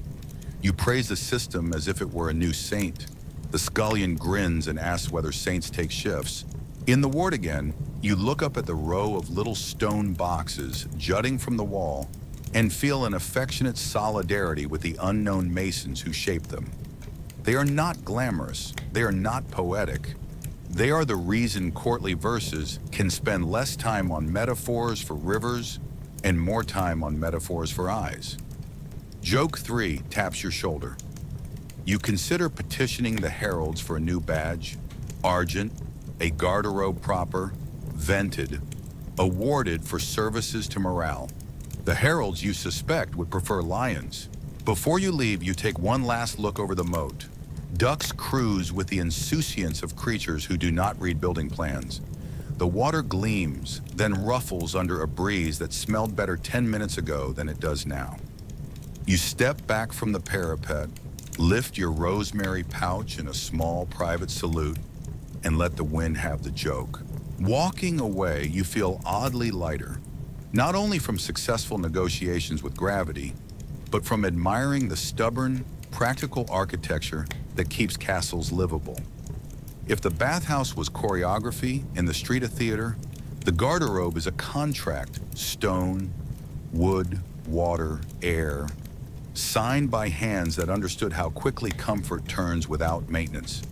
You tuck that lesson beside your comb and your clove. Plan the vents, mind the lids, pay the cleaners, and carry a garden in your sleeve. Sleep finds people faster in castles that respect a draft.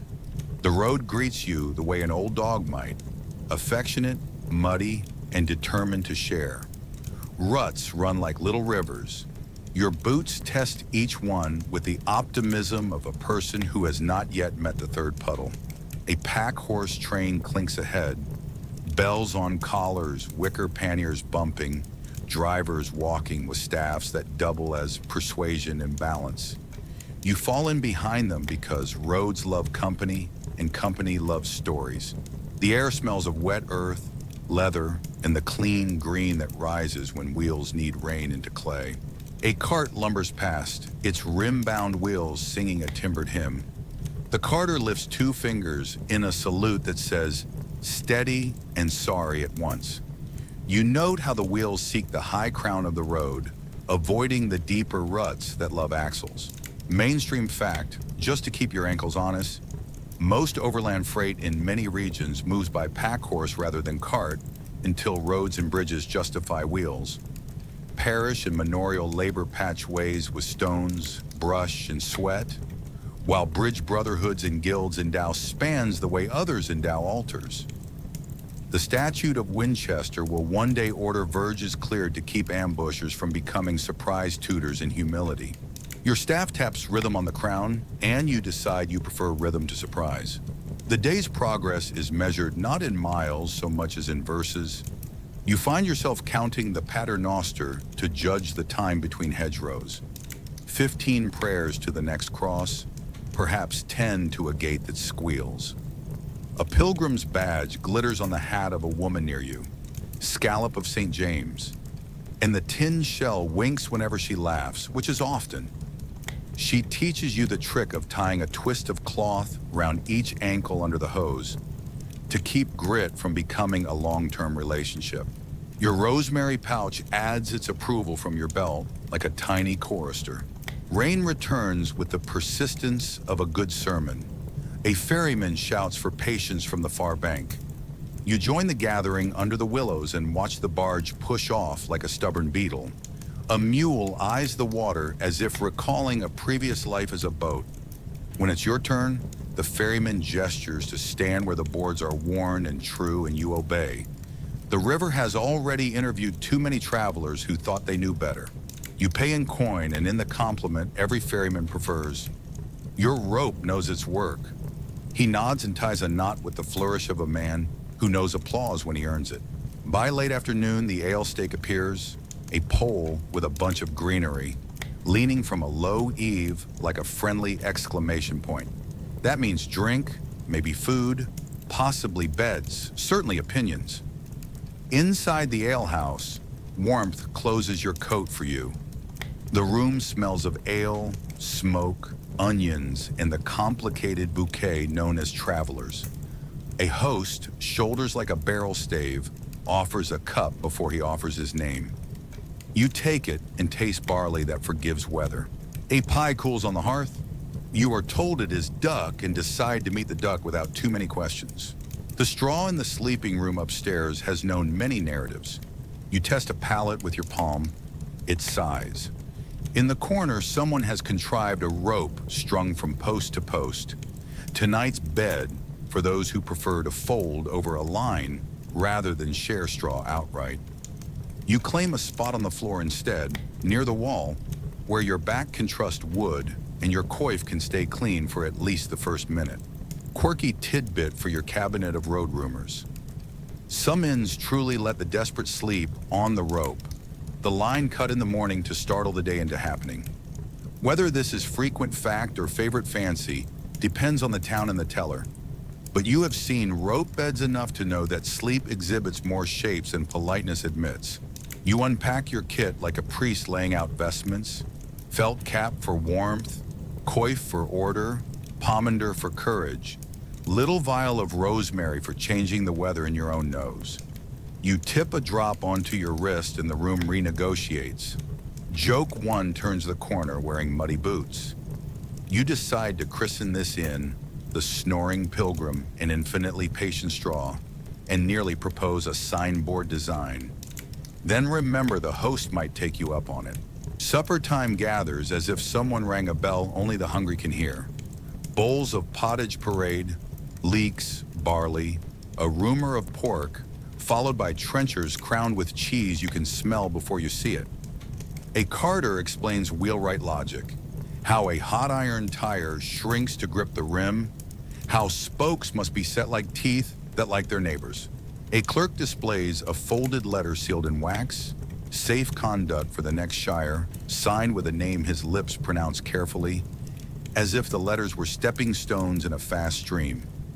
Historians still argue whether commonplace folk traveled far or mostly nested close to home. Guild records, court rolls, and pilgrimage accounts sing different verses in different keys. Tonight, your bench insists the world moves more than cartoons suggest. When the candles are pinched one by one, the straw receives its congregation.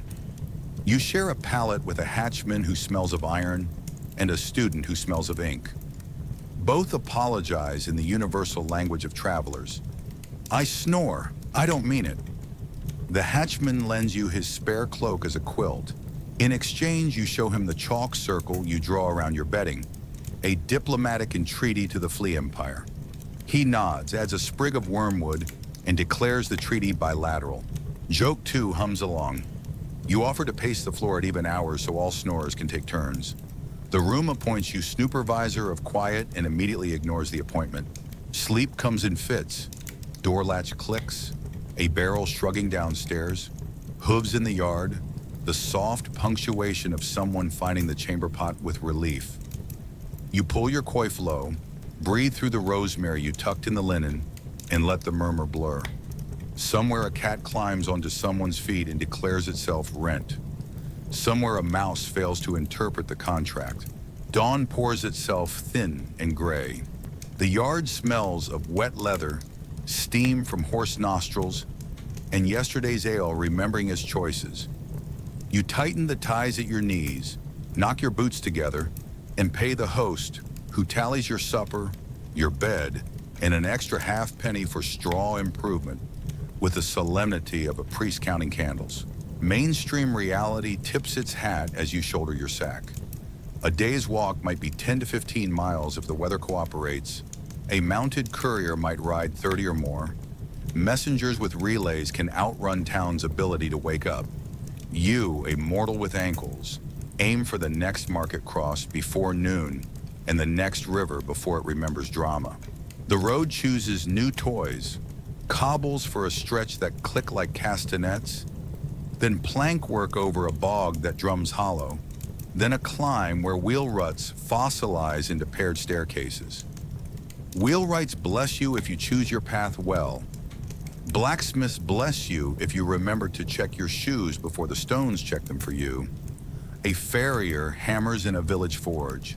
Sparks hop like small saints across the dirt. He fits a horse with patience, then nails your boot heel with equal religion. He asks where you're bound. You answer with the name of a town that sounds farther than your knees prefer. He nods as if ambition were simply another iron to set on the anvil. Midday finds you sharing a riverbank with a family unpacking bread and a wheel of small, assertive cheese. They offer you a slice in the news. The next bridge charges a toll unless you sing. You laugh, then realize she is watching your mouth. It is, in fact, a festival week. The toll keeper is also the choir master, and coin and song both count. You warm your voice with the paternoster in a sip of ale, then pay in melody and find your purse a trifle fatter than it might have been. Joke 3 jingles. You consider adding bridge singer to your CV, right under bed flea diplomat and professional dodger of windows. Evening returns with its hat pulled low. The next in is older, tighter, and wears a sign with a faded stag that might once have had legs. Inside, a chalkboard lists coals for warming pan at a price that proves even comfort has a guild. You splurge. A girl slips the pan beneath your sheet and the bed acquires the memory of summer. You make your circle. Your rosemary hangs at the bedpost like a small banner of the Republic of Sanity. Before you sleep, you lay out tomorrow's order. Rise before the cock remembers to. Share bread with whoever tells the best road rumor. Choose the crown of the road. Trust fairy ropes. Pay singers. Check shoes. Thank cats. And when the straw sighs, answer with the same courtesy. If someone asks next winter whether travel was a misery, you will answer with a smile. Sometimes, and also a sequence: cup, bench, rope, straw, rosemary, which when performed in the right order, turns mud into distance and strangers into the kind of neighbors who lend cloak and wormwood without asking for a story first. You reach the churchyard at that hour when the bell sounds rounder, the light softer, and even the crows seem to bow. A bier stands by the lich gate under a roof that remembers many weathers. The pall is plain, the ropes honest, the faces tender with the complicated business of missing someone and also needing to get the chores done. A boy offers you a sprig of rosemary. For remembrance, he says, and you tuck it into your belt beside the familiar pouch, as if your whole day had been rehearsing for this small green moment. The priest's voice threads the air with Latin that walks rather than runs. Smoke curls from a censer, the resin's sweetness stepping bravely between human breath and the day's practical realities. A woman scatters fresh rushes along the path, meadowsweet, mint, and rue, so feet can bring the fragrance of fields to the grave's edge. You can't help noticing how much of medieval cleanliness is choreography. Herbs where hands meet water, herbs where windows test gravity, herbs where grief meets earth. The bell tolls again, a passing bell. Some parishes ring to guard the souls leaving and warn the living to pray. Mainstream fact steadies your step at the mound's edge. The Requiem Mass in its medieval shape already carries the great Dies Irae sequence by the 13th century, and manuals like the Ars Moriendi, early 15th century, quietly teach families how to keep vigil, confess, and die well. Part liturgy, part bedside handbook. When the first clods hit the coffin, you hear the thud that every century agrees upon. The scent of incense blooms to meet it, practical as a door.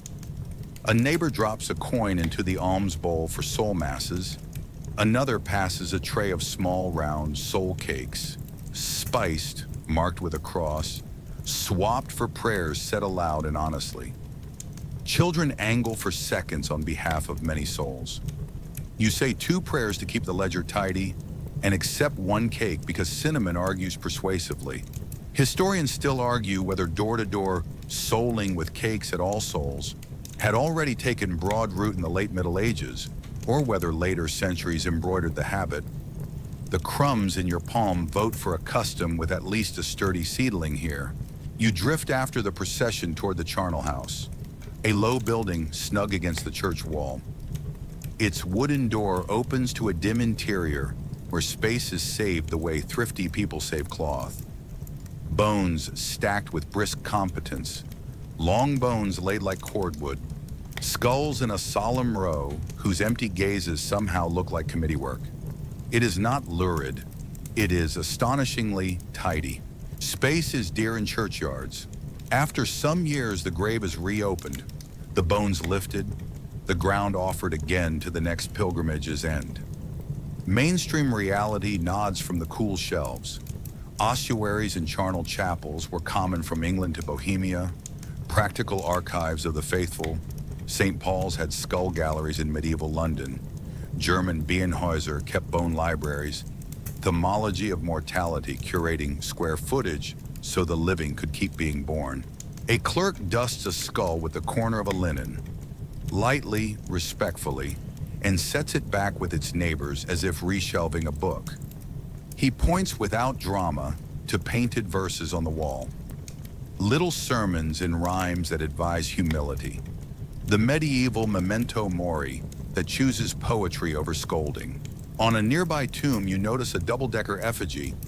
Above, the deceased lies in sculpted velvet, hands folded, face unbothered. Below, on a second slab, the same body reimagined as a shrunken cadaver. One of those transy monuments that began appearing in the later 14th and 15th centuries, insisting that status has an expiration date and that the soul, not the velvet, gets to travel. You can see why clergy and carvers approve the lesson. It teaches without wagging. The sexton passes with his barrow, nods to you, and tips a basket of wilted garlands into a corner for tomorrow's midden. Flowers in the economy of decay. He carries also a bundle of clean, winding sheets, simple as bread, for the next call. You ask quietly about scents and smokes. He shrugs the way a professional does and points to a tin of ground herbs, rosemary, bay, lavender, for strewing in a hall where a vigil keeps watch, candles and breath cooperating. He keeps a flagon of vinegar near, for washing hands and floors in dignity. Quirky tidbit doffs its cap. Some families tuck small coins on the eyelids to keep them closed. Others tie a kerchief under the chin to teach a mouth to rest. Some set a bowl of salt on the chest to stand watch as a tiny guardian. Whether salt guards the body or the living's composure is a question you let the bowl answer by simply being heavy and quiet. Across the yard, a confraternity brother, robe, hood, lantern, takes down names for the burial guild's rota. Who will carry the beer? Who will keep vigil? Who will send eel pies to widows this week? In city statutes and guild ordinances, the lists read businesslike. But here the lantern warms the paper and the paper warms the street. There are fees, yes. There are also neighborly bargains. Candles for a poor man's widow, extra prayers paid in loaves. Historians still argue whether charity surrounding death was a robust safety net or a patchwork that looked sturdier from the pulpit than from the pantry.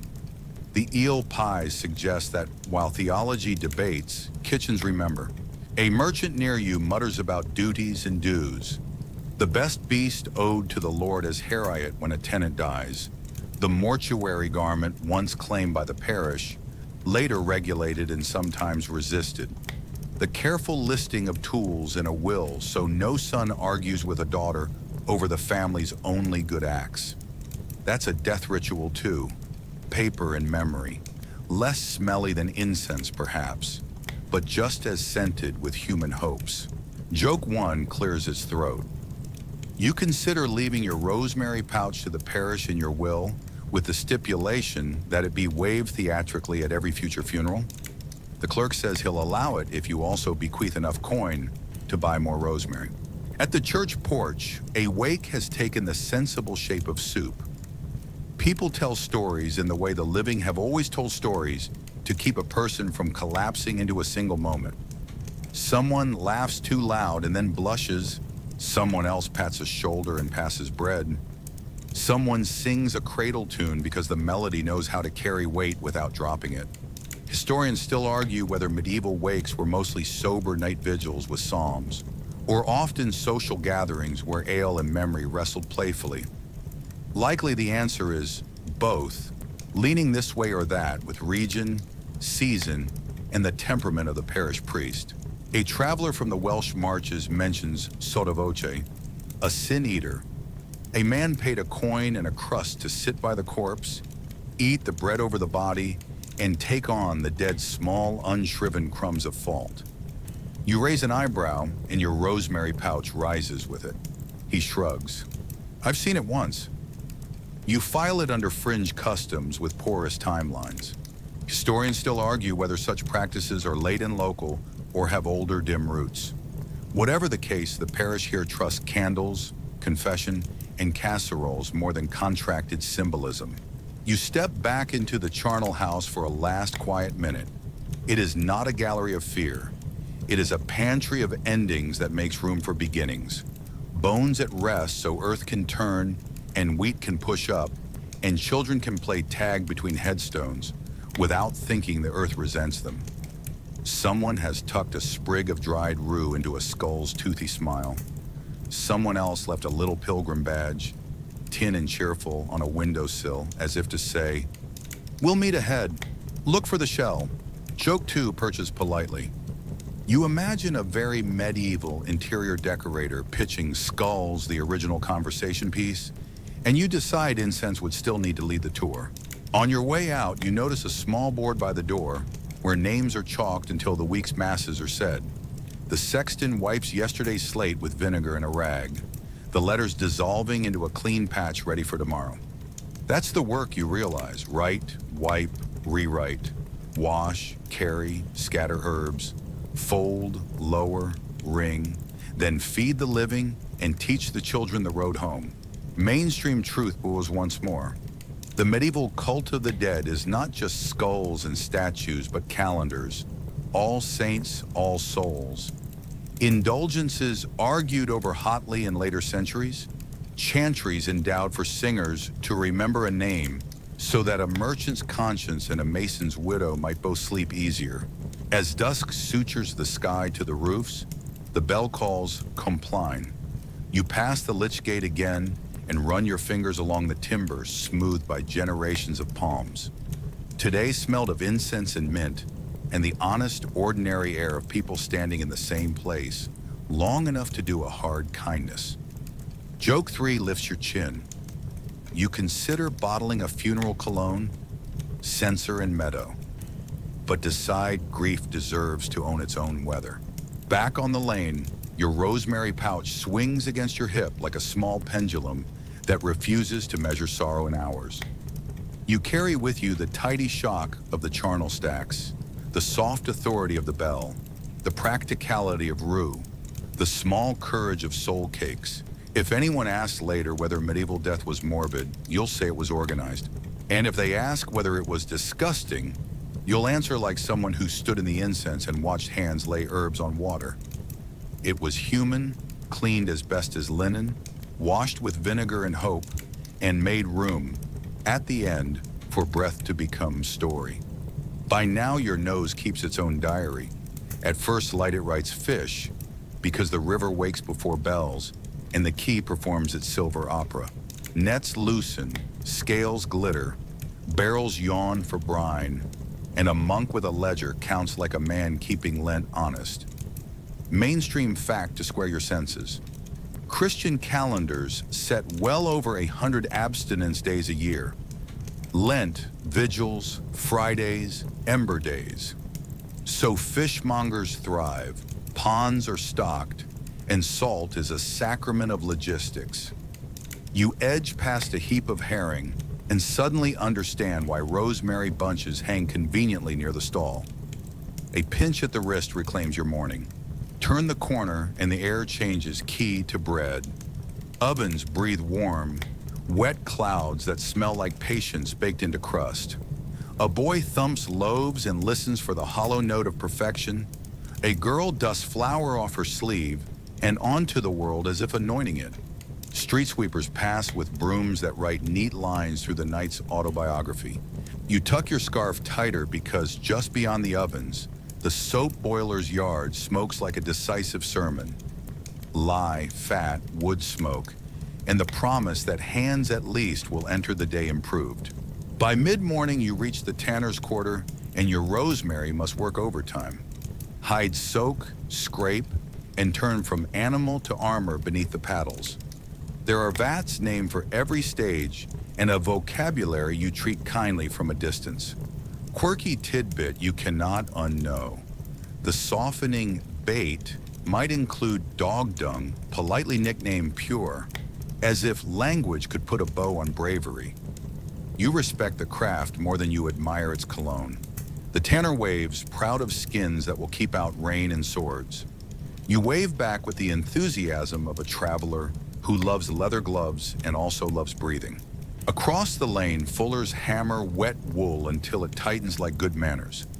A wooden mallet rises and falls with the calm of monks at prayer. The dye house next door steams woad and weld, madder and mordant, each kettle telling a color story louder than your nose would prefer.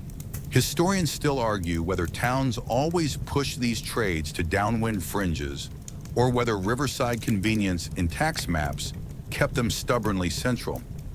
Either way, every city wears a quarter that your feet choose for shortcuts and your nostrils choose for detours.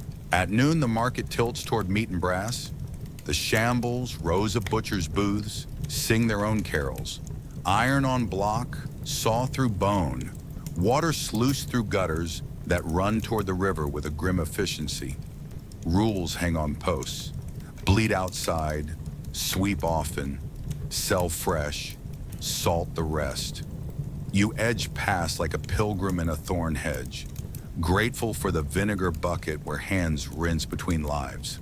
When you finally clear the lane, you laugh softly and declare your nose eligible for hazard pay. Joke 1 files the paperwork. You tell yourself your nostrils need a union, and your rosemary pouch seconds the motion. Afternoon sweetens again. Brewhouse malt roasting, grist warming, a hop note that feels like someone opened a green window in your head. The cooper's yard smells of oak steam and toasted hoops. Staves meet like friends who finish each other's sentences. Children chase each other through sheets that snap on the bleaching lawn. Sun and dew compose a duet on linen you've learned to trust. A church door opens and incense chooses the moment to be architect. Resin smoke lifts the roof an inch and your shoulders the same. You breathe and wonder if the censer and the brewhouse have a quiet pact. Candles light early on damp days. Beeswax hums like a summer garden. Tallow argues the case for thrift with a smoke that tells you what it's made from. Rush lights, slender reeds dipped in drippings, lean in clay holders, brave and brief. Historians still argue whether rush lights outnumbered candles in most homes, or whether tallow, cheap and stubborn, owned the evening until coin permitted beeswax. Your eyes report a patchwork, a wax flame on the altar, a rush in the weaver's hand, a cup of tallow on the mason's shelf. You carry your own stub of beeswax and feel faintly princely just for smelling like honey instead of history. Evening weaves all this into one cloak. Hearth smoke folds around stew and onion. Damp cloaks exhale private journeys. A dog's coat adds stable, field, and a rumor of stream. Someone strikes a flint and sulfur kisses the room hello. The alehouse door breathes its blend.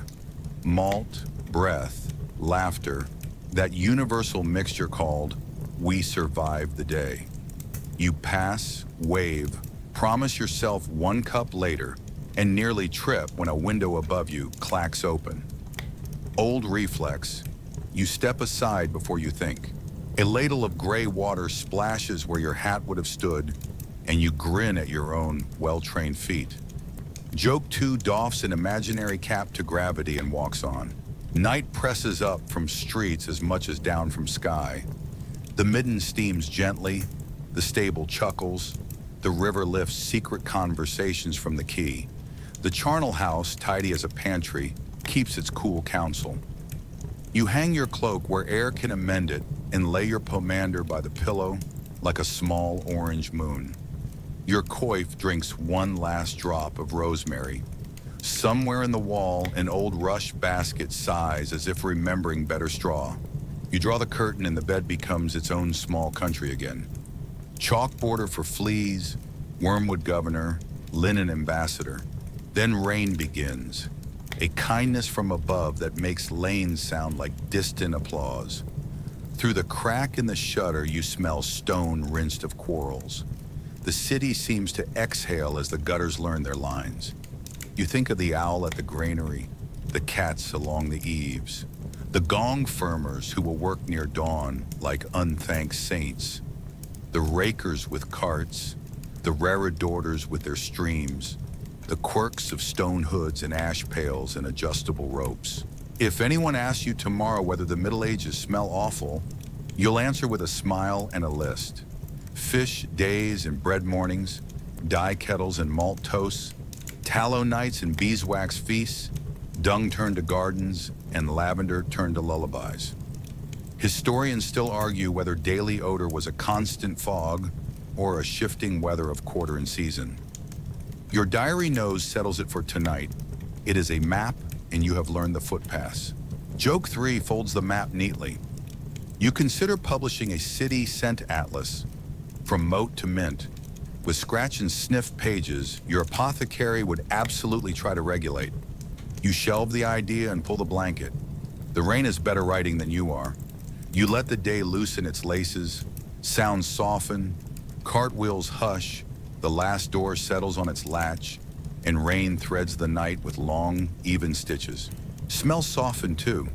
The sharpness of tanneries and kitchens fades into the homey blend of warm wool, clean linen, and a faint, friendly rosemary that waits near your pillow like a patient hand.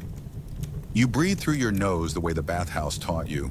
Slow in, slower out, and feel a little space open just behind your eyes where sleep can wander in without knocking. Picture the streets rinsed and empty, cobbles shining like small ponds of moonlight. The owl leaves the granary and writes a quiet line across the air. Under the eaves, cats take their unhurried rounds, tails like question marks that have found their answers. Inside the walls, a hearth finds its last ember and keeps it, steady as a heartbeat. Far off, the river turns once in its sleep. Closer, a child murmurs and rolls to the cool side of the pillow. Closer still, you find a comfortable place for your hands and keep them there. Let your thoughts file themselves gently like bones on tidy shelves. Today's walking, today's bread, today's jokes, making room for tomorrow without crowding it. If a stray memory rambles in, hand it a clove from your pomander and watch it slow down. If a worry lifts its head, set it by the window with the rosemary. Even the most persistent fret becomes polite when it has something fragrant to hold. The rain lightens, the air tastes rinsed. Your breath and the room's breath begin to rhyme. The fan, if you've left it on, adds that soft, faithful hum, and suddenly all the week's smells are background. The lavender you scattered, the beeswax you pocketed, the clean edge of linen that has forgotten the river and remembered only sun. You are warm without weight, quiet without effort, here without needing to be anywhere else. Let your eyes grow heavy. Let the curtain be a horizon. This city knows how to sleep. It has practiced for centuries. You can too. Good night.